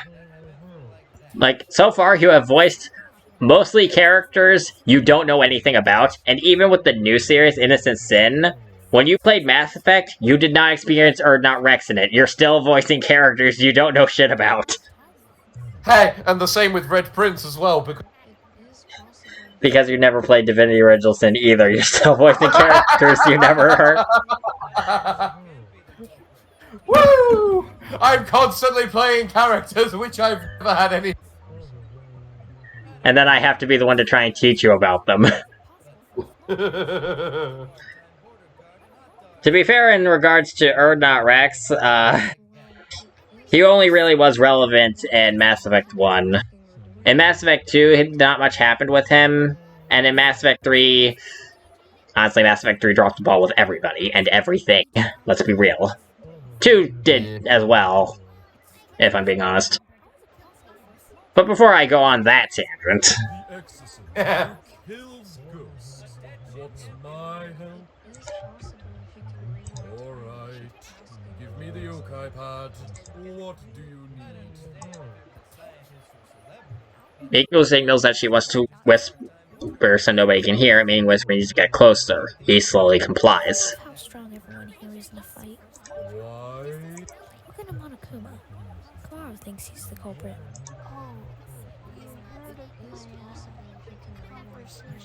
You said you can see ghosts before, right?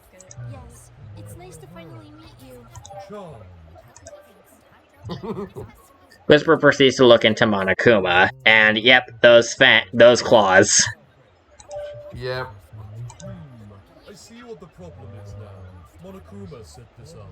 Don't get us everyone in a fight if we need to defend ourselves from him. Miku, Whisper, I seriously owe you both for this. It's fine. Why can't you look this up yourself? I'm from the 80s. I don't know how to use an iPad. I've had this yokai pad since I was sealed away centuries ago. Wow, yokai are way more advanced than we are. Whisper proceeds to go over everyone's combat prowess in great detail, occasionally handing the pad to Kamaro so she can see it for herself. Wow, Correct, though Max seems very hesitant to use her powers, but she's the only one. Yay, we got a music change. Go. Time for the fight scene. Yay. I've kicked down more than my fair share of golems, so I can help him fight. Still referencing Monster Hunter 4 with that one. That was a That was a very weird few months indeed. You were hanging out with Kasumi from Dead or Alive. I don't know why you were. Well, I don't know why you were hanging out with the sexy beach volleyball ladies that day. Oh, God damn it! I still don't know why that happened. We had Miku and the sexy ladies from Dead or Alive and the ape escape monkeys all punching a bunch of golems in the face. How did we get here? I love how this only makes sense because every single crossover is canonical in the Rookie.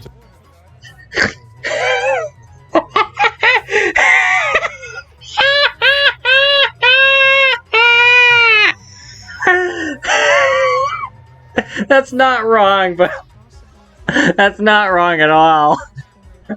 Yeah, pretty much. Every crossover is canon in the Ryuka cinematic universe. It's how we wound up with Phoenix Wright hanging out with Spider-Man and Jill acting like that was normal. And like that was a weird Tuesday. And you're getting mauled by butlers. Wait, getting mauled by butlers? You mean her getting mauled by lawyers? Don't you mean? Yes, lawyers, sorry.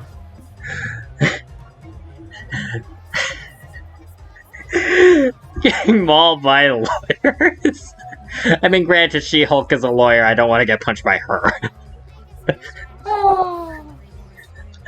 They actually have special dialogue for She-Hulk versus Phoenix Wright. Which is not surprising. Either way. Come on, we're entered hour 4 and we're almost there, I think. Dang it, we need to move. Last I checked, everyone is armed. Except Katie. She lost her watch. Why would you link a handgun to a watch? Can I see what the watch looks like? She had the functionality transferred to the old design. It looks like this. I specifically said the old design because the old design looks better than the new one. Yes. Because the new one, regardless, is a wristwatch. And it's like, the pink medallion is just so much more iconic. It really is. I mean, look at that thing. It's gorgeous. It really is. Pocket watches are always superior. If that's a watch, I expected it to look like the one Raiden has on right now. Have you seen it? Have you tried asking if someone saw a pink medallion? Because I doubt most people are going to know that's a watch just by looking at it. It doesn't have numbers on it. Yeah, it doesn't look like a watch easily from the picture, does it? Like, you don't even see numbers on it. No, I actually have a proper watch, and so I can see that as a watch. Well, like, the thing is with the pocket watch is that you don't see the numbers on the outside if it's one of the ones which has a cover, and that one looks like it has a cover, so you'd click the like little bit on the top in order to like lower the cover. I don't have a pocket watch, so I would have mistaken it for a locket or a medallion. That's fair, as most people probably would. It's just I genuinely have I have like, I have at least 2. I think I might have 3. I'm an old-fashioned bastard. I mean, let's be honest, pocket watches do have a very nice aesthetic appeal to them. They do indeed, and I love them so. Especially lovely listening tick as well. Ooh, it is so relaxing. The watch makes a noise when a hidden yokai is within range. It's linked to Katie, and she can already see it. It won't work. It's impossible to pickpocket it? That barely worked when Miku stole my yokai hat. Why not ask again? Just with different words. We already... Hey, everyone, can I ask something? It's kind of important, but also, well... What's up? Has anyone seen a pink medallion-looking thing anywhere? Yeah, I did. Is this evidence? That's my watch. That's a watch? If it had numbers, I think it was a pocket watch, but... That's because it is a pocket watch. And she looks annoyed. How do you tell time with this? You have to press the button that looks like an up arrow to switch modes. Max presses the button.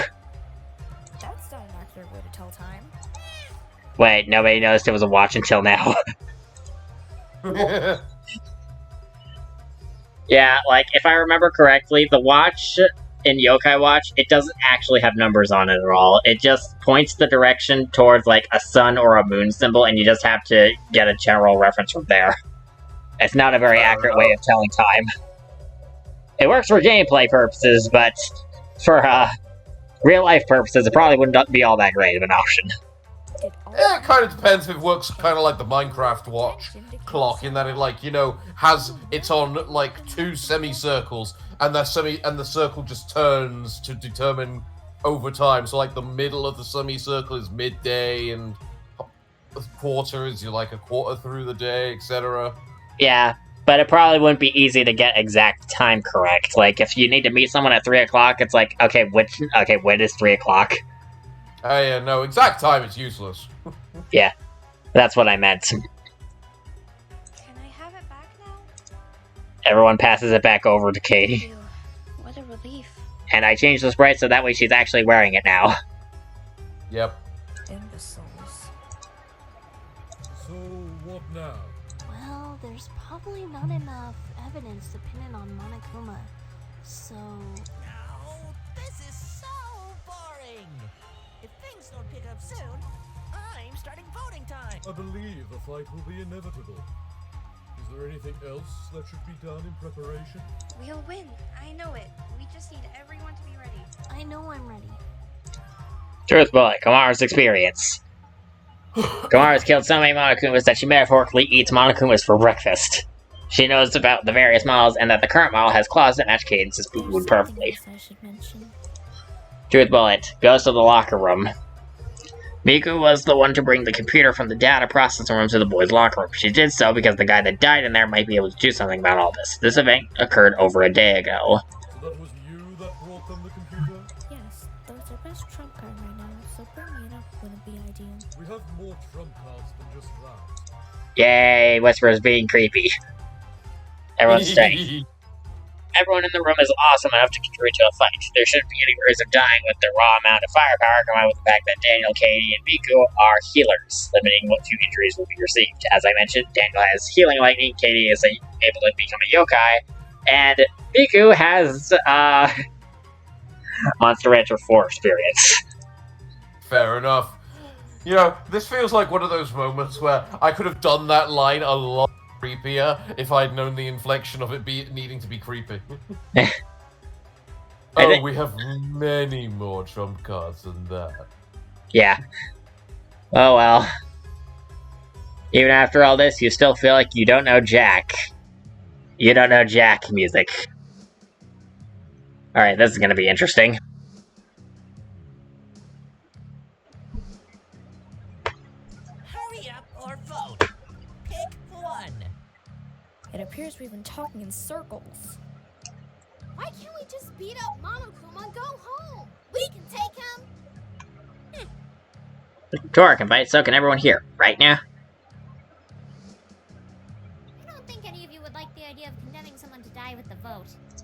Yeah, if we vote anyone off, they'll die, right? Are we really okay with that? Seems everyone's starting to think the same way, but there's still doubt. We really should have just did this from the start, but hey, better late than never. You won't be the soul healer, and I'm here too. We can make it. I don't have anything to fear now. Come on, everyone. There's something I'd like to say, if that's okay. I suppose the trial was just a waste of time if this is how it goes. Screw Not that I'm the complaining. evidence and the trial. I'm not playing this game. I would like to disregard the trial as well in favor of a more direct approach. But the likelihood of death for us is so high that... Okay, look. You know how I'm trained in the rocket launcher, machine guns, and flamethrower, right? Yes, you made it very clear. And that you're armed. Okay, with that in mind, would surprise you in the slightest if I told you my kill count for dinosaurs? You withheld information about your time traveling abilities were much more open about, I presume? I should have pieced that together sooner, considering what you said about dinosaurs earlier this trial. If I alone can take on over 20 velociraptors in a pack by myself, and multiple allosaurus by myself, and a dinosaur that makes a T-Rex look like a compsognathus by comparison, what chances that bear actually stand against me with superpowered backup? Yeah, so the final boss of Dino Crisis 2 is not the T-Rex, it's the Giganotosaurus, which is even bigger and way worse.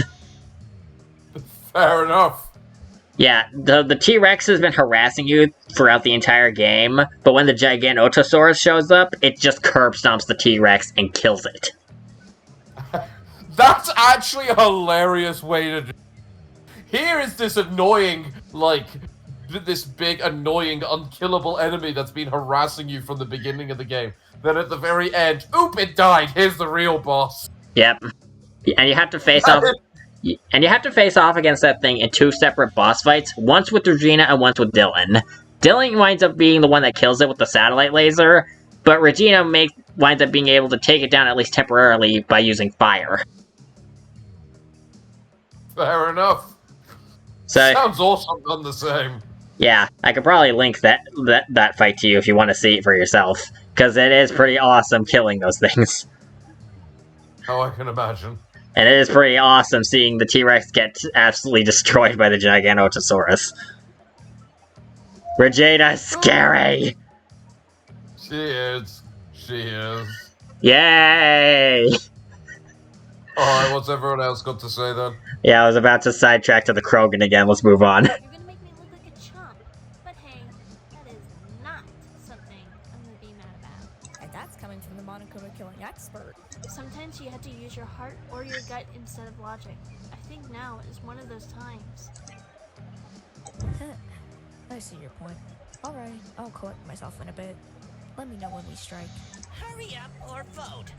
Pick one. So as you notice, the music changes a bit depending on how far in we are. Beat up Monokuma and go home. We can take him. Ooh, and yeah, it's got like an extra layer and it's a bit louder, I think. Yep. This is to increase the tension as you get further in. Either way, I think you were about to say something. Yeah, so not a Monica's tip for this one. I don't think there is, but I can let it all play out and see if anything shows up. Because I actually don't remember myself. There's 1 bullet and 5 similar weak points. You don't have a whole lot of options. Try them all. Well, there's the tip. Well, there's Monica's tip for us. Well, it had the wooden thing, so that was Ryuka's tips. Yep.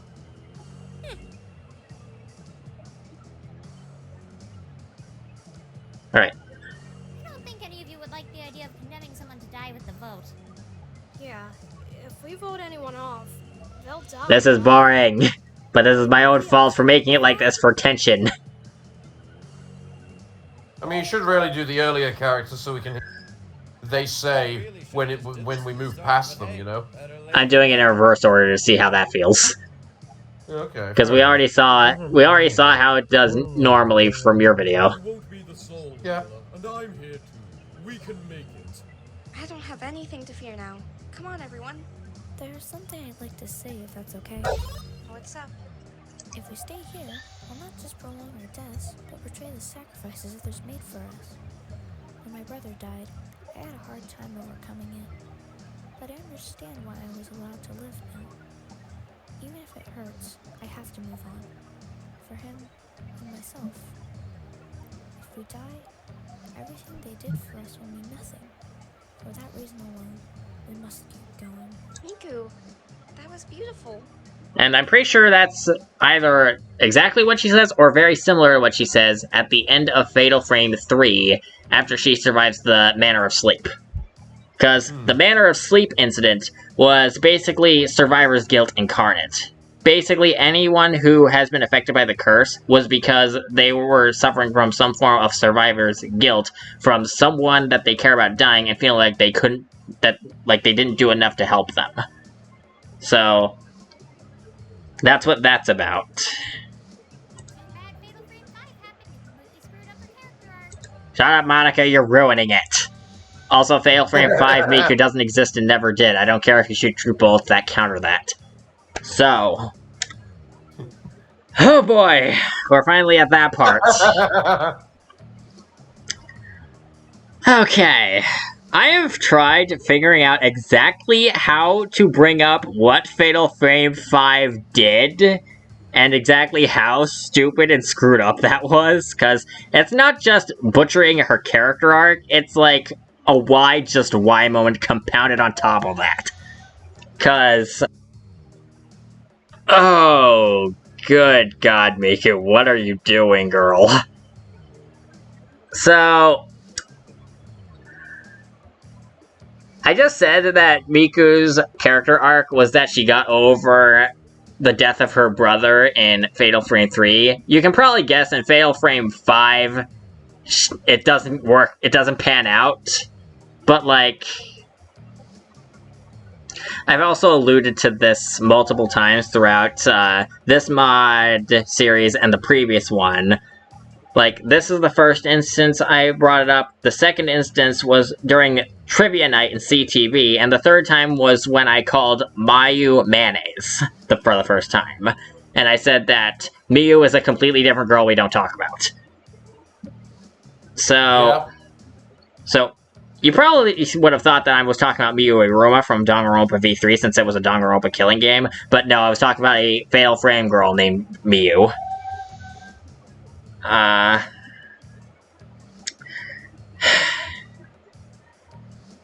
How do I bring up the pregnant from ghost incest thing without it being awkward? How do I bring this up naturally at all without it being awkward? The what? The what? The pregnant ghost incest thing. The pregnant from ghost incest thing. How do I bring that up without it being horrible and awkward?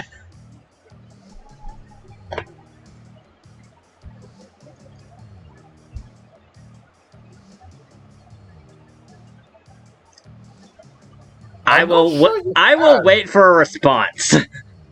I'm not sure you can bring it up without it being awkward, so... So, yeah, that's how they butchered her character arc in Fatal Frame 5. They had her relapse from getting over her dead brother by having her want to see him again, go off and get a part of this random ritual in the middle of nowhere, I guess, or whatever. And she wound up getting involved in this ritual that allows her to have ghost sex with her brother, I guess, and she wound up pregnant, and one of the player characters of Fatal Frame 5 is her daughter, Miyu, who is a Shadowborn who's half ghost because she had ghost sex with her brother. Like, how did we get from point A to point B with this thing? What? Fatal Frame 3 said that this was not how this should go. Why are we doing this?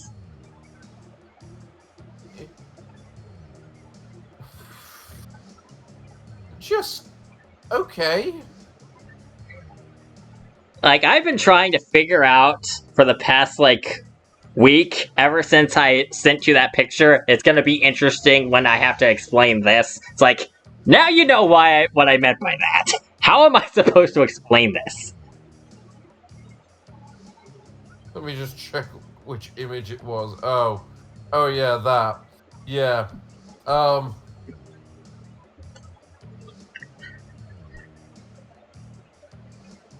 That's also another reason as to why I wanted to get through to that part earlier, so that the music doesn't get too loud when we talk about this, because it's like... because, like, I want to hear your reaction to this, because this is something that warrants the reaction. It's like, what? Why? This sounds like anime weeb shit. I'm going to be honest. It sounds like something you would expect from an anime that's perverted as all get out. That this is... You know what I mean when I say that? Wow, it sounds like they ran out of ideas. Oh yeah, they definitely ran out of ideas. But even still. And threw a dart at a wall, which just had a bunch of random words on it. And somehow, it just hit the dot. It just hit the section which said incest.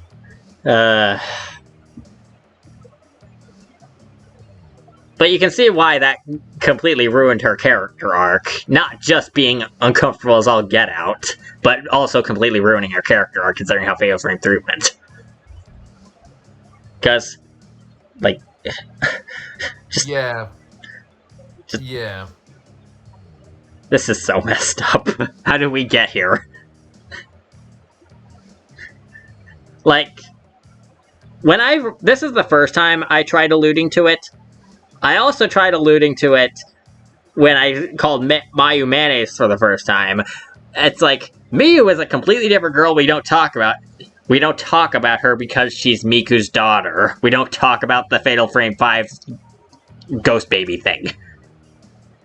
Wait, so... Mayonnaise is her daughter? No, different girl. Mayu... Here's the quote I said. Try saying Mio and Mayu's names over and over without screwing up eventually, and eventually saying Miyu or Mayo. Miyu's a completely different girl we don't talk about, and Mayo sounds like mayonnaise. Miyu is not related to Mio or Mayu. Mayu is not related to Miku at all. Miyu, M-I-U, is Miku Hinasaki's daughter. But all these names starting with Mi just is annoying. We got Miku, Mio, Mayu, and, well, okay, Mayu I guess is a bit of an exception, but it's still an M starting name. And Miyu. It's like, all these names sound pretty darn similar. So talking about this is already kind of hard, when you don't accidentally trip up on the names. But, yeah, so... Mio and Mayu Amakura have no relation to Miku Hinasaki or her daughter Miyu. But either way, I was basically saying Miyu is a completely different girl we don't talk about because we don't want to talk about the Fatal Frame 5 twist. And also, I brought this up in the trivia game in CTB, where one of the questions was... It's the analogy question, where we say, Shuichi is to Kaede as blank is to blank.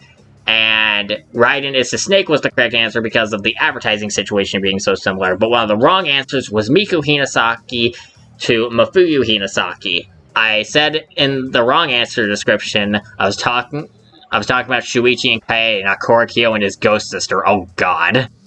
Natsuki responded, do I even want to know what that means? Based on what I just said, I think you know where I'm going with Korikyo and his ghost sister.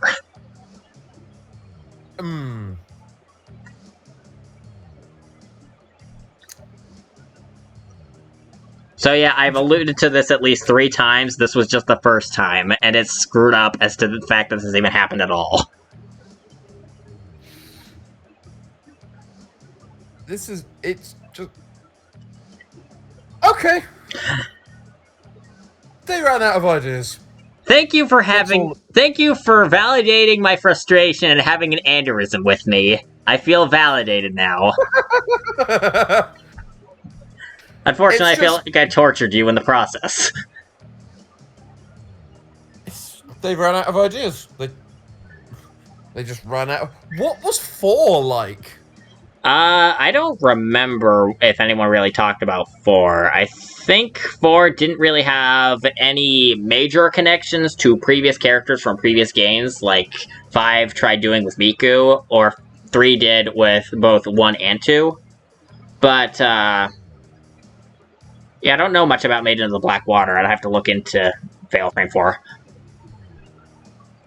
Was Fatal Frame 4 Maiden of the Black Water, or am I thinking of... Never mind. Whatever. Either way, if you don't mind, I need to urinate, so I will be right back. I will let you process the idiocy that I just had to describe in the meantime. You know what? That gives me the chance to do the same. Okay. Shall I continue so we can pretend that this conversation never happened? Now that's... it's over. Absolutely. Yay, let's move on.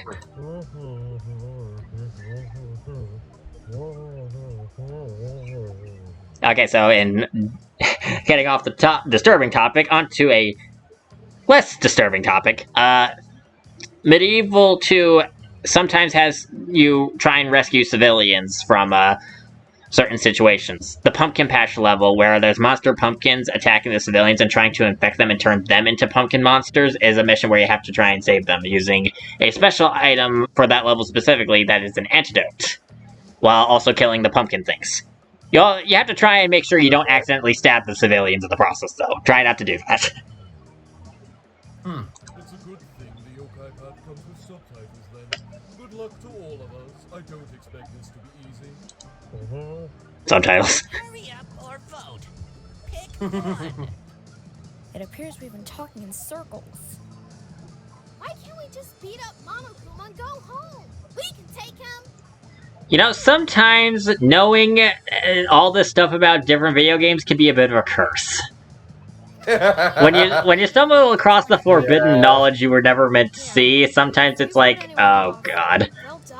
Like, if you thought Mars Jokes was a black abyss of pain, trust me, there's worse. Trust me, there's so much worse. Yeah, no, I get that. Start, but hey, better late than never. Alright, on to Max Caulfield.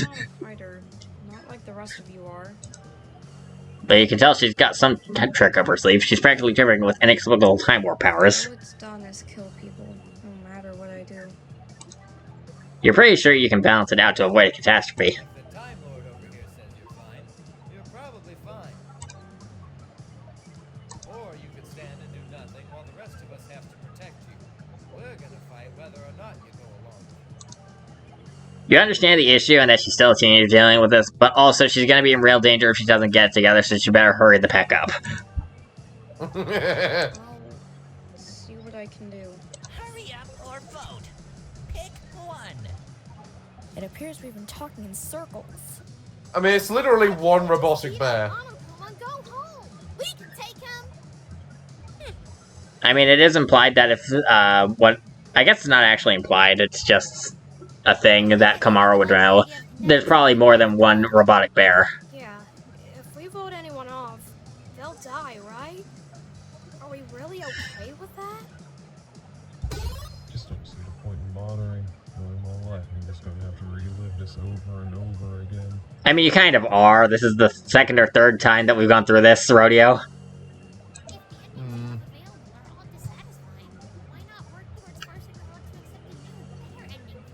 Make changing fate sound possible. That's because it is. If I hadn't gone to extremes to make my point, I doubt it would have ever been heard as clearly. In the end, all four of us have better lives. If I hadn't done anything drastic, I doubt anyone would have known the problem or cared enough to help. Yeah, so... I'm not sure if CTB agrees with you on that, considering half the girls have said about being more characters at times. Yeah, so Monica... Well, yes, it's true that the four girls are definitely in a better situation now that they've been modded into everything. That wasn't Monica's intention. So it was more like a happy accident that things turned out the way they did for the girls. It wasn't Monica's plan from the start. You know? Either way. And yeah, the girls in CTB definitely have problems with her. All things considered. Details of this. Just what did you do? I don't want to talk about it. But surely you experience being in bizarre situations that don't make sense too. Like jumping around a city of mafia goons, dancing and fighting in a crypt, or Smash Bros? Okay, at least two of those are mods that people made, and one of those is Smash Bros. Yeah. I think this is one of the few times where I was able to weaponize that weird trick to get the text to look different. Because earlier it didn't look right, but now it kind of works here. Someone in the exact same bad situation. Thank God for mods, though. I'd still be stuck in front of a PNG for the rest of my life if not for those.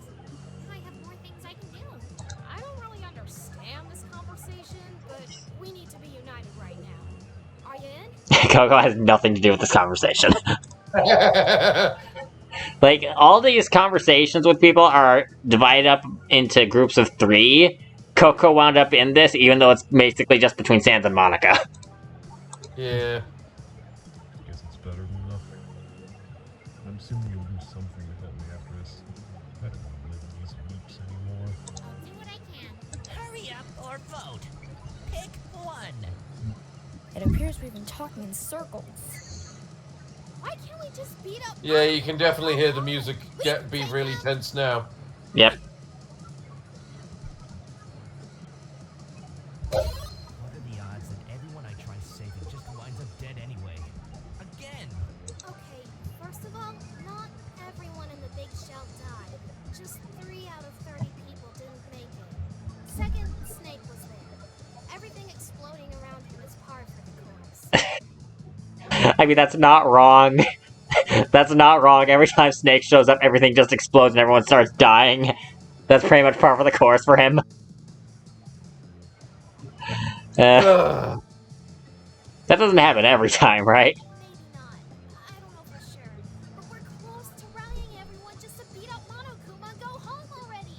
And Raiden is too good at shooting things in the face not to get involved. Well, when you put it like that. And didn't Raiden blow up a bunch of rays? Yeah. You can't tell me destroying 20 Metal Gears on your own isn't impressive.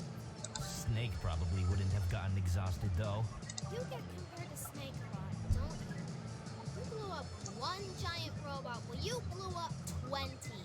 Do the math. This was me basically having my voice through Yumi to try and say, you guys need to cut Raiden some slack and stop comparing him to Snake. It's kind of unfair. Yeah. I suppose. Alright. You made your point. I've got plenty of ammo ready. Just say the word. Where do Sayaka and Raiden put all the weapons anyway? Hurry up or vote.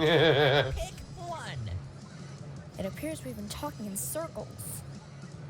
Why can't we just beat up Monokuma and go home? We can take him. Let's avoid everyone dying this time. I don't think any of you would like the idea of condemning someone to die with the vote. Yeah, if we vote anyone off, they'll die, right? Are we really okay with that? You guys are awfully determined, aren't you? Determination. Yeah. We really should have just did this from the start, but hey, better late than never. With great power comes great bullcrap, but I'll do what I can. You won't be the soul healer, and I'm here too. We can make it. I don't have anything to fear now. Come on, everyone. I'm ready when the rest of you are. I suppose the trial was just a waste of time if this is how it goes. Not Screw that I'm the complaining. evidence and the trial. I'm not playing this game. Sometimes it's best to trust your gut instincts. Everyone, counter. Group counter! Group counter! Charge! Yay. Now it's time for the boss fight music, even though we're not having a proper boss fight because I couldn't program it at the time. Never near strong enough to deal with Monokuma in any army they might have. Oh, really?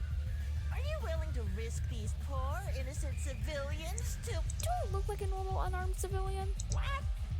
You think a dinky little pistol's gonna scare me? Pulls out rocket launcher. That is the exact thing you said last time. And the rest of these poor, fragile kids? Hey, I'm not fragile. Do you know how many bullets I've been shot with by now? It's actually very surprising how durable she and the others are. Yeah.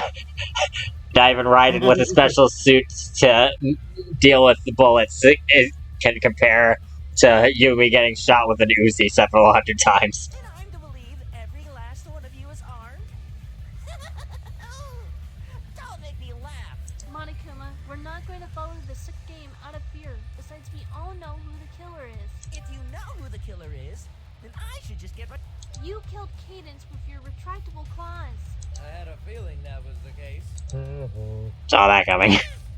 That is not very surprising. Oh no! The murderous robot did it and tried to frame one of us to get the game going? I had no idea.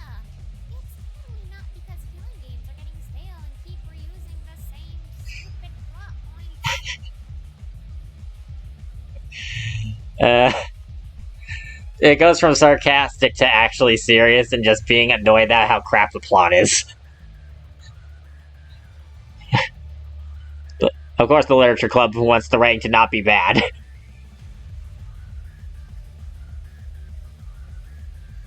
Well, I thought it was funny.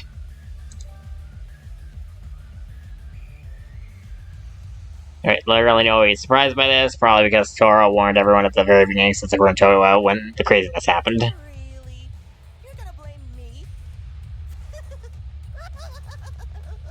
Between the psychopath and the hero, I trust a hero. And if she's the blackened? This is a game of kill or be killed, after all. I swear to God. It's because kill or be killed is Flowey's saying. Are you there, PFA? I'm not hearing anything.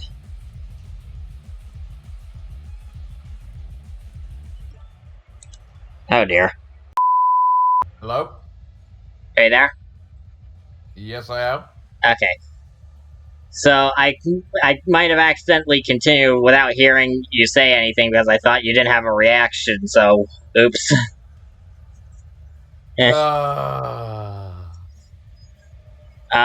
Basically, Monica was just telling off Monokuma, being like, "Oh no, the murderous bear killed someone trying to get the game going? I had no idea! It's not like killing games are getting stale and keep reusing the same stupid plot points."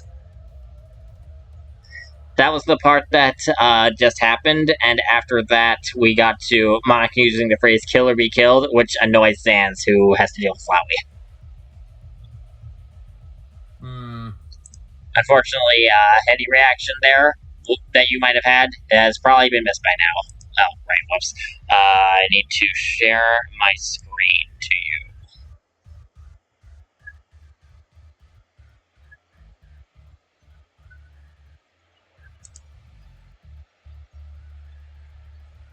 Alright, are you able to see it?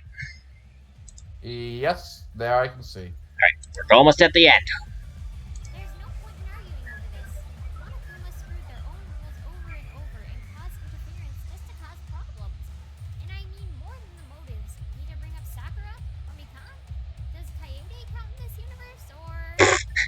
Yeah, so... okay, so... Sakura's case was a case of... I take it you already know about the Kaede one, I can skip that one. Yeah, I know about the Kaede one. So, Sakura was Trial 4 of Danganronpa 1. So, Sakura committed suicide to try and get everyone to stop trying to fight with each other with a suicide note that was basically her last will and testament. She was basically ashamed of the fact that she had sided with Monokuma at first and took her own life, but wanted everyone else to get along and try and stand up to Monokuma. However, Monokuma stole the suicide note and planted a fake one. That is tampering with the evidence. Yep. So, that's why Sakura counts. Mikan counts because Monokuma's motive was, let's make everyone sick with crazy. That's that one. Trial 3 of Danganronpa 2. So, Monokuma just fabricated a magic disease out of nowhere that makes everyone have different weird side effects that makes them essentially go crazy in some way. Whether it be random crying fits, or remembering things that they shouldn't, or whatever. Mikan wound up basically remembering all the stuff that she was supposed to not remember, because in the plot of Danganronpa 2, all the characters had their memories reverted to about a couple of years prior, before they became a part of Ultimate Despair and Junko's lackeys. Mikan got her memories of that time back, and that made her go crazy and kill people. That is basically brainwashing by that point, and that's not exactly fair. I view that as being causing interference beyond... That's not even tampering with evidence. That's basically mind screwery at that point. You know? Yeah. And if it was any of the other characters that went crazy and killed someone while they were under the effects of Batwoo craziness, and it wasn't a memory thing, it would have probably been even worse, because that basically would mean that the character went Batwhoop nuts and killed someone just because the disease made them manic. Which is kind of what still happened with Mikon, but I know someone's gonna argue, well, Mikon just got her memories back. It's like, memories of people make them a different person depending on what point of life they're at. The person I am now is not the same person I was when I started making CTV, for example. Yeah. So also, isn't the ultimate despair disease a genuine thing? Like, isn't that what the anime Danganronpa anime is about? I don't know. I don't keep up with the lore of Danganronpa. It does whatever it wants. Fair. Alright, so. Are you doing this just to tick me off? Yes, and I think I'm doing a pretty good job at it. Yes, you are. Good job, Monica. I applaud you for your annoyingness. Okay, I'm sorry. This is off topic, but Monokuma, was it you who stole my clothes? Yeah, about that. You suck. Wait, the watch was found in that room. Monokuma, were you responsible for that too? Are you responsible for misplacing my watch when I was in the steam room? Metal on flesh in a heart room like that sounds unwise. You don't know how the steam rooms actually work, so you're not sure if that's how it worked. That is the wrong text box. That should be blue.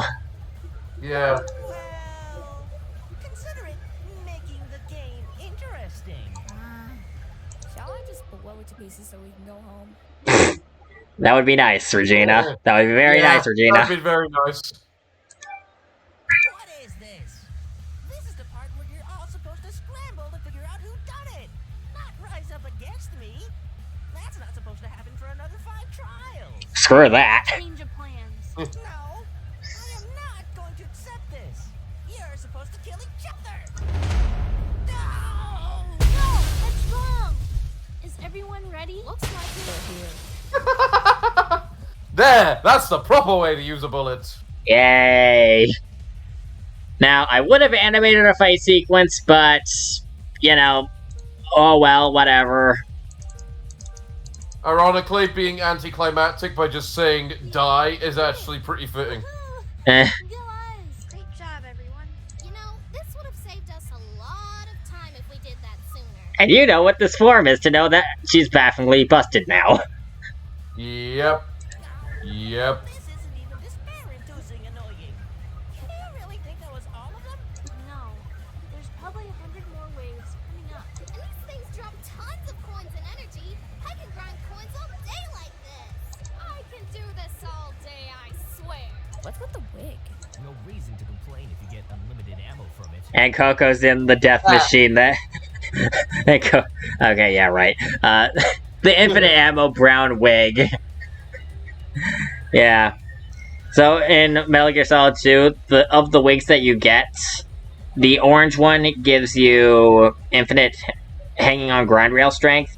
The blue one makes so that you don't drown underwater. It does not affect Emma for that underwater escort mission, I should point out. And the brown one gives you infinite ammo. So here he is with the infinite ammo wig.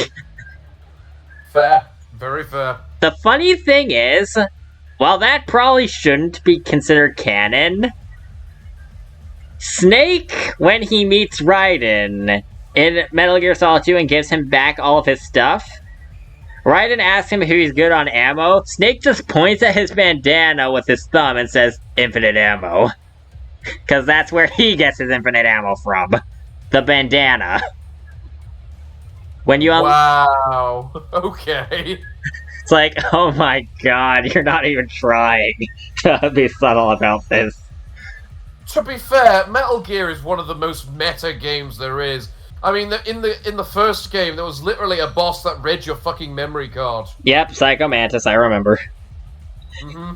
And when you face off against Screaming Mantis in 4, who's a reference to Psycho Mantis, if you try rearranging your controller inputs on the PS3 so that your controller is in port 2 instead of 1, you get a codec call from Anacon telling you to put it back because it's not working.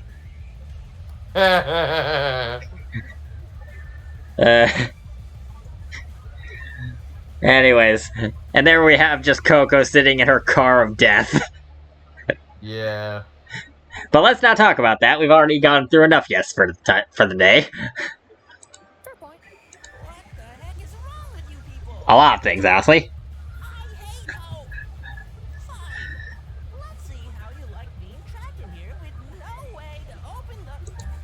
The door swings open.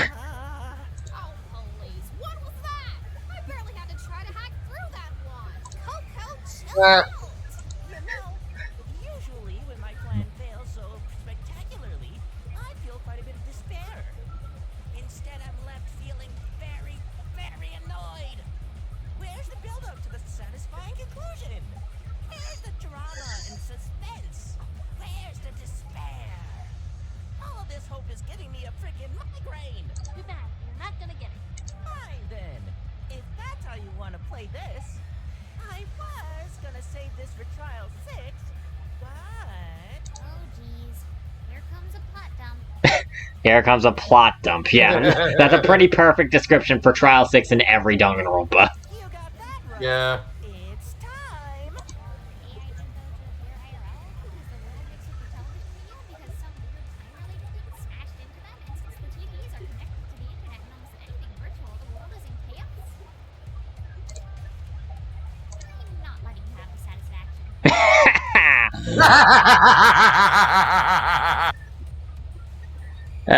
Yeah. Just, like, Monica is just trying her hardest to get under Junko's skin on purpose, just to piss her off. Yeah, like, Monica's just being a troll. She is literally just being an internet troll right now. Yep. And it's hilariously entertaining right now. Just how much she is absolutely trying to irritate Junko, just to get a rise out of her. So that's why Monica's even here. Wait, Monica? Are you actually a video game character? I remember hearing about this, but... Yeah, that's the reason I'm even here. But to make what I said a bit clearer, basically, some weird time-twisting power must have smashed into the network connecting television. And I think this might have been the first time where that plot point actually came up, and it was actually relevant to trigger Hatty Havoc as an explanation for exactly how everything got so screwed up in the first place. Yeah? So, yeah, that wound up being plot relevant. Yay! Okay, but why TV specifically? Why not just the internet? I think I know why. The TV's been acting up, even when Coco first set them up. I thought it was because of the setup at first, but no. The media dimension is acting up again, and it's definitely the epicenter of the problem. You guys don't know what the media dimension is like, but I do, and it doesn't look like that. May as well have the TV expert get his input on this. So, Yeah, the fair. waviness and rainbow colors were a sign that something was wrong? Rainbow waviness equals collapsing time rift, and because it's the power of the timepieces, it affects reality by altering time and space, so the virtual space is mixing with reality. TV's the big one, but more than that, it's connected to the internet. If any of you have played Doki Doki Literature Club, you would raise an eyebrow instantly when seeing me. That's because you're not. I'm an AI, and so is Monokuma, or more specifically, Junko Enoshima, the ultimate despair. Oh, and fashionista, I guess. You'd think I'd see this coming, all things considered. Then again, the people here I'm working with are beyond. Yay, Junko's crazy. Yeah. A bio is now available for Junko. Alright, so, maxed out charisma, highly analytical, strong fashion sense, extremely good at making plans, destroy the world, computer hacking, causing mass despair, magicking despair disease out of thin air, ruining the lives of teenagers, being a drama queen. Yeah. Yeah, that sounds about right. That sounds very, very accurate for Junko to be a drama queen just ruining the lives of teenagers for the heck of it. Alright. An AI created in case Junko Enoshima, the sole cause of the apocalypse, dies in the real world, allowing her to cause even more despair. This allows her to steal a spotlight and return to making a second killing game to ruin a bunch of helpless teens' lives again. Considering Alter Ego, another AI, was sentenced to death by an extreme execution only to return to save someone that was about to die later anyway, it wouldn't be unreasonable to think she made multiple backups or didn't die before. This one girl called much chaos. So, I finally get to meet Junko in person. Well, technically, we first met way earlier. Not that it really matters anyway. I already know what you're gonna say. You ruined my life. All you've done is hurt others. Why would you do this to me? That guy. Okay, so what Junko technically means by that is that AI Junko was actually present in the events of Danganronpa Ultra Despair Girls, which actually takes place between the events of Danganronpas 1 and 2. So, AI Junko was in the Shirokuma and Kurokuma, which were two different Monokuma units that were trying to pit the children and the adults against each other in Toa City. Komaru met with both of them, and Shirokuma seemed to be on her side, but was actually an antagonist trying to orchestrate the war between the two factions. So that's what Junko means when she says they met way earlier. She was Shirokuma at the time. Fair enough. Well, obviously that's how I feel, but I know trying to understand you is completely pointless. I mean, she's dealt with Monica Toa from Ultra Despair Girls, who is just as batwhoop insane as Junko. Yeah.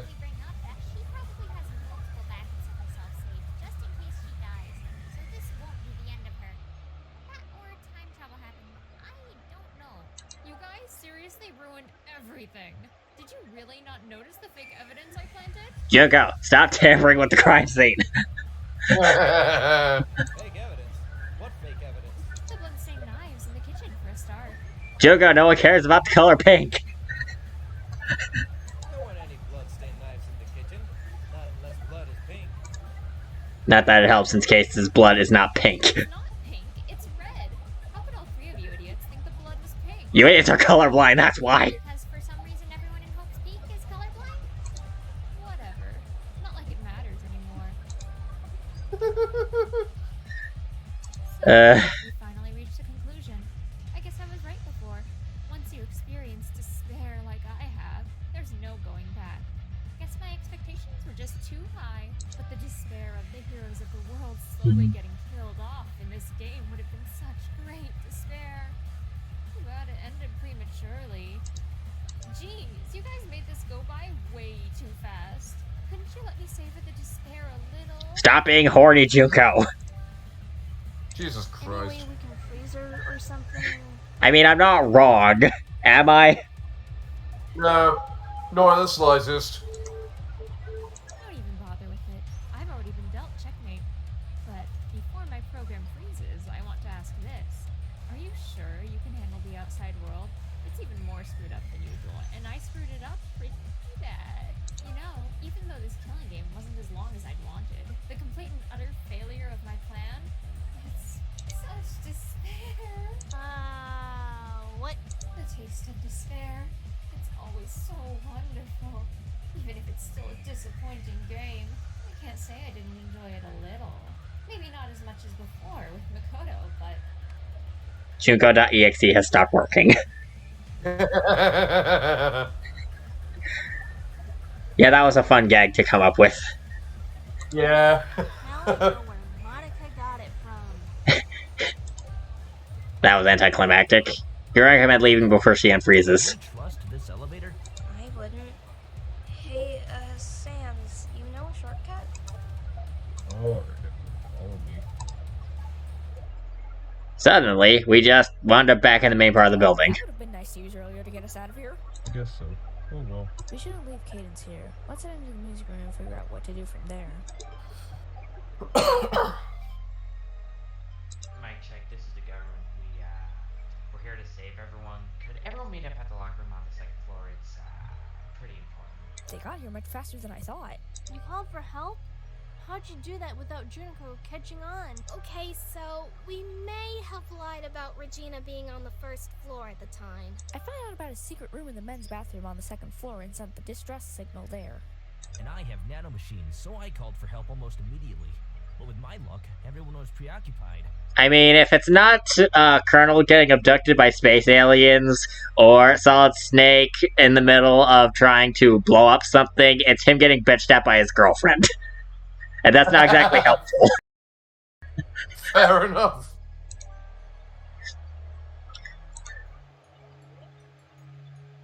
Alright, and now we're in the locker room and everything looks screwed up. Yeah, it does, doesn't it? Alright, so. Sorry about earlier. You're alive? How? A stab wound pierced you to the opposite end. I had a potion on hand, so I wasn't dead, but I got knocked out cold for a while. What does that... What?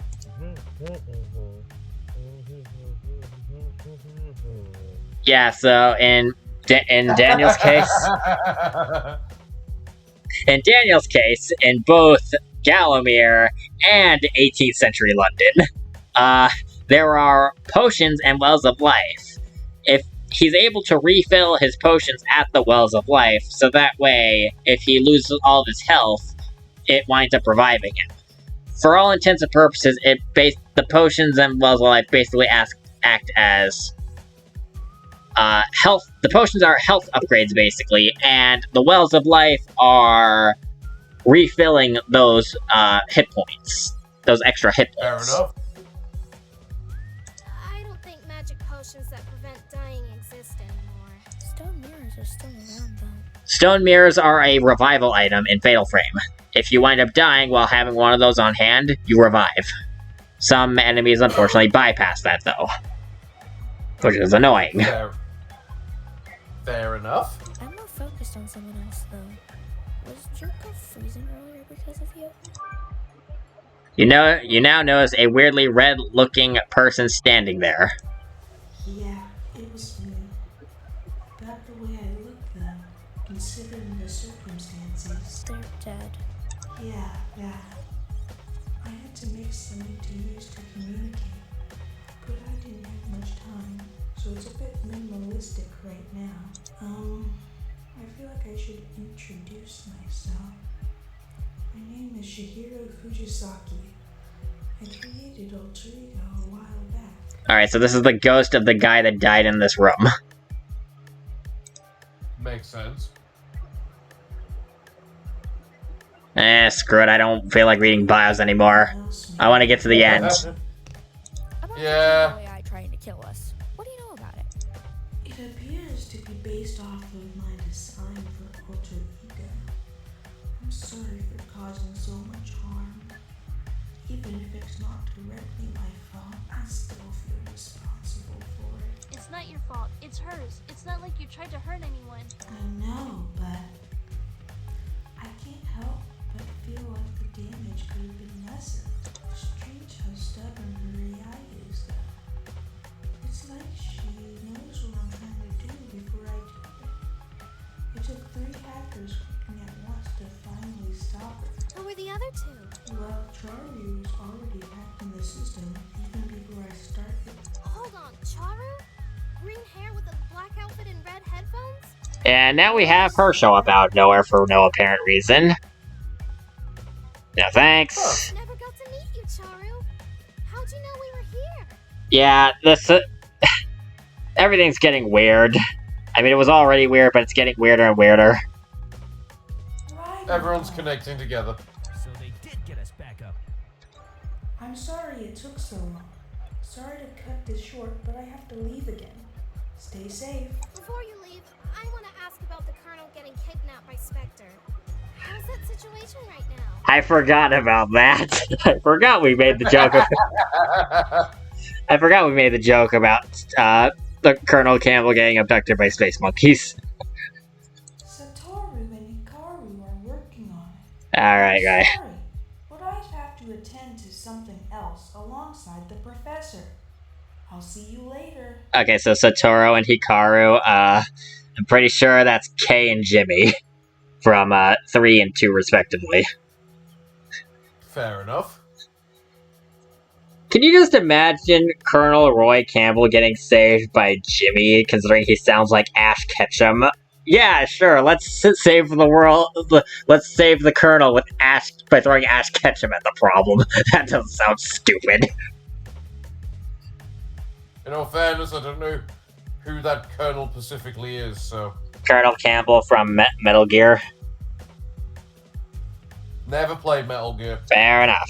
Either way, it just sounds dumb. I guess I know what I've got to do next. Take the media dimension route to get to space.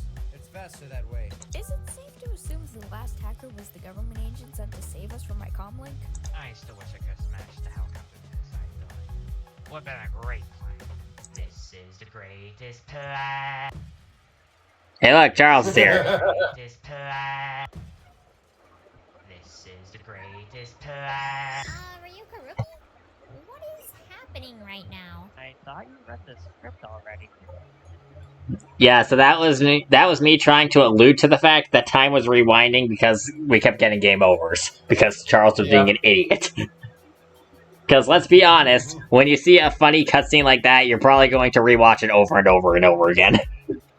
Yeah, you probably are. Who are you and why do? You're coming, Charles. I'm the helicopter pilot that's gonna get you out of here. Several bios on Arrowville. We're skipping the bios. We're not learning about these weirdos.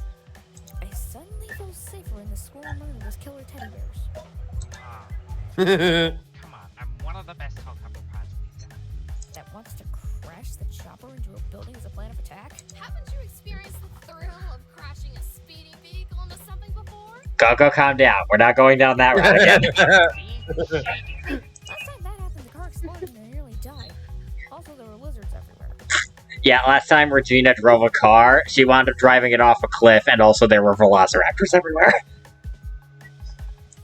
Regardless of that, Charles' hacking skills in combination with me and Charlie were enough for Junko's AI to be unable to keep up with all three of us at once. I said this with the Mafia boss, and I'll say it again. The voice actor is going very, very slow.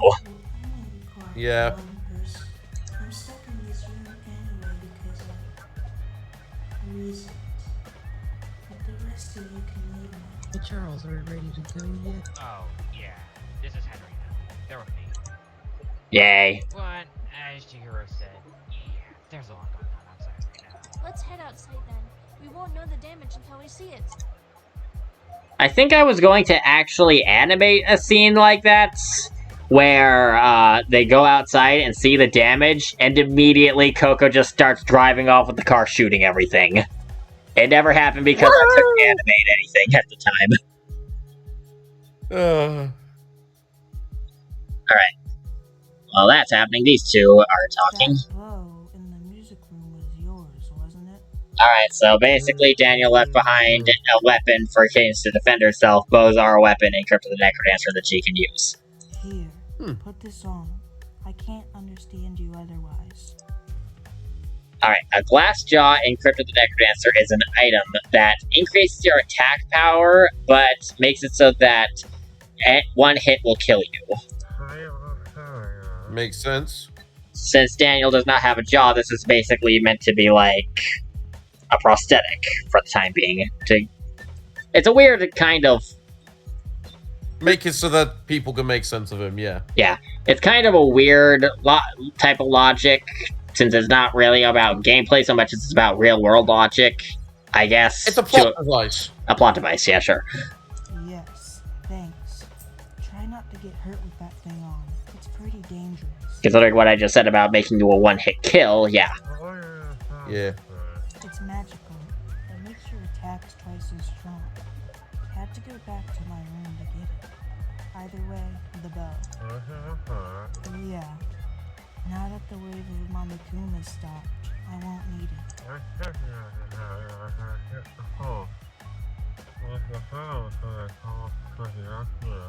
So the thing is that Daniel's voice acting in Medieval 1 versus Medieval 2, you can actually understand Daniel a heck of a lot better in Medieval 2. What I wanted was the voice direction to sound more like Medieval 2 while he has this on, since he's more comprehensible in that game, but I get the feeling it didn't sound quite as comprehensible as I wanted it to. No, I can actually make more sense of it now. Monokuma probably would have gotten mad and tried to kill everyone immediately, especially since I saw him do it. So you left the bow for me to keep myself alive? Oh, that's an enchantment. I hope you don't mind. Killing enemies with it should give you a bit more health. And if you're close to death, it'll kill anything. Yeah, so the red enchantment, the blood enchantment of weapons makes it so that if you have a half a hit point left, you will kill anything, and if you kill enough enemies, you wind up gaining health. In a game like Medieval, that would be busted. Yeah, I can imagine. Because you are able to get, like, a lot of potions, but refilling those potions is actually quite hard, because the wells aren't infinite. The wells of life dry out. So, yeah. I just realized you're already dead. I'm not sure if it'll actually work. Honestly, I don't have much of a use for this thing because it basically makes me die in one hit. I don't know what you said. Was it about me dying a lot? He took the jaw out. She can't understand him anymore. Yeah. Oh, yeah. Didn't I already tell you about the golden loot? Even the scars get healed. My mom was a dead skeleton. Before the loot brought her back. I don't think scars stand a chance. Yeah, she was a... Yeah, her mom was a skeleton. Then they play the golden loot and she suddenly has skin. It's like, how does that happen? Fair enough. That's one impressive instrument. And now we finally get to the end.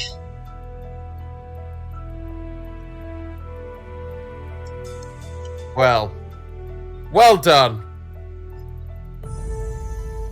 Man, Another it feels amazing mod very crew strange done. going back.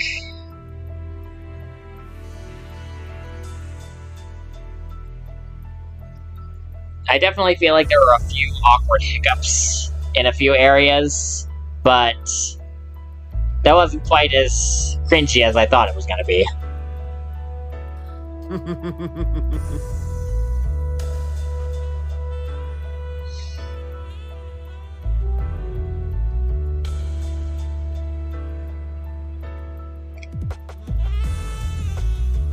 I remember Charlie saying that it was very awkward voicing Miku and Regina because there were so many times where they just kept talking to each other and nobody else was talking.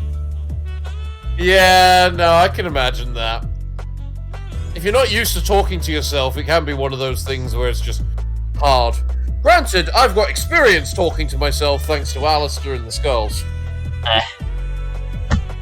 I'm used to talking to myself because my brain never shuts up. Yeah, that too.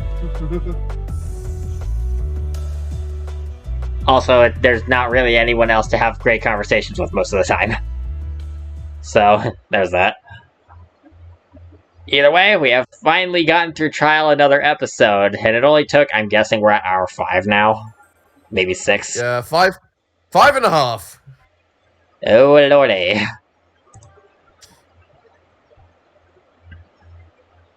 Alright, well, we're finally done with Trial another episode.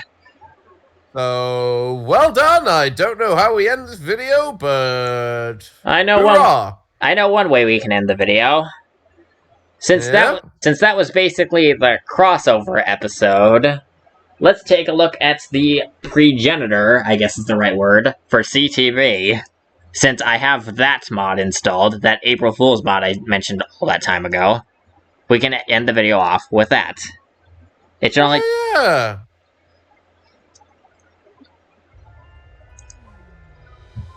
It also means that if we see it now, I can get it off my list. Fair. It's April 1st, so here's the thing. Music used. Grimborg's voice acting AI thing. I don't like AI voices. I've been very open about the fact that I don't like AI voices. But that's understandable. Like, it just doesn't sound natural. It doesn't sound good. It sounds bleh. Yeah, a lot of people say that as well. It really depends on the model that the AI voices use, as well as the reason you're using them for. If you're doing characters, it's a lot worse, but... Yeah. Is death. Some timelines are deemed correct, while others are deemed unworthy. Does that mean they don't deserve to exist? A storm is coming. Several people have been spliced from these timelines, teetering on the line of their own existence. All will be present soon. Heroes, villains, all in between. But will fate decide? Will it match my predictions? Of course it would. They will not know of the truth of reality. You will. You'll be the outlier, the one that knows the truth. The horrible, horrible truth. That's all a game, all of it. But it's your choice to make. Your choice to be a part of all of this. Will you be part of my little game? You just invited me because Monica wasn't available, didn't you? I'd be lying if I said no.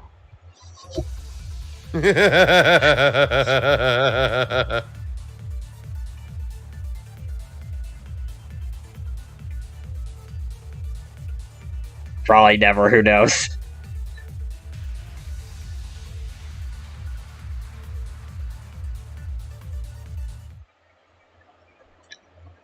Alright.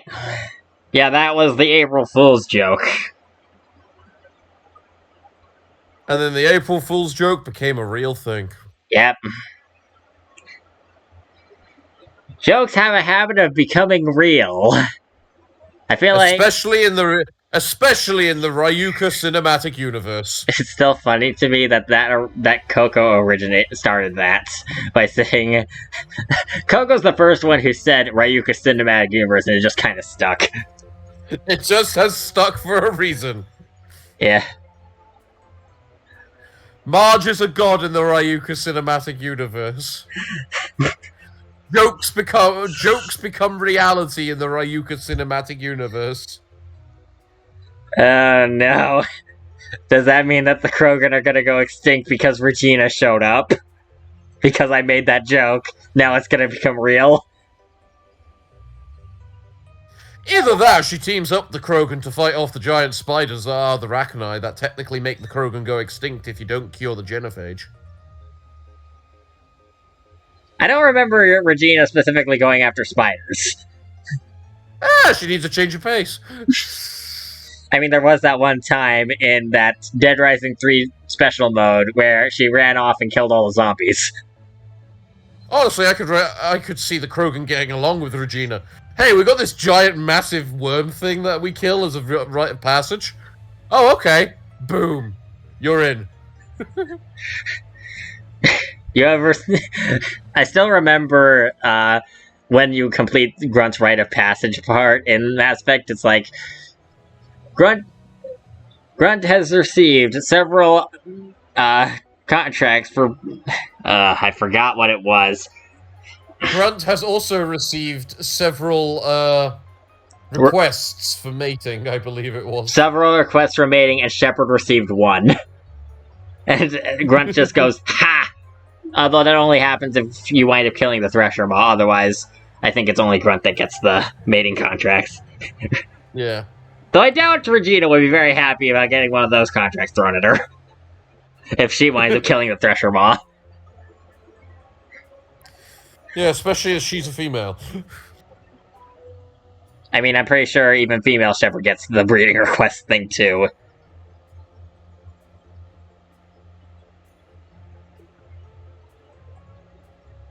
Moving on! Moving on. Alright, I'm gonna hit the stop recording button. I need to take these headphones off, they're driving me nuts. Well, everyone, it's been a pleasure being a commentary force with you, with Rookie today. It only took us 2 hours to get to the actual trial, because we can't stop talking, so... enjoy, have fun, and enjoy thy day.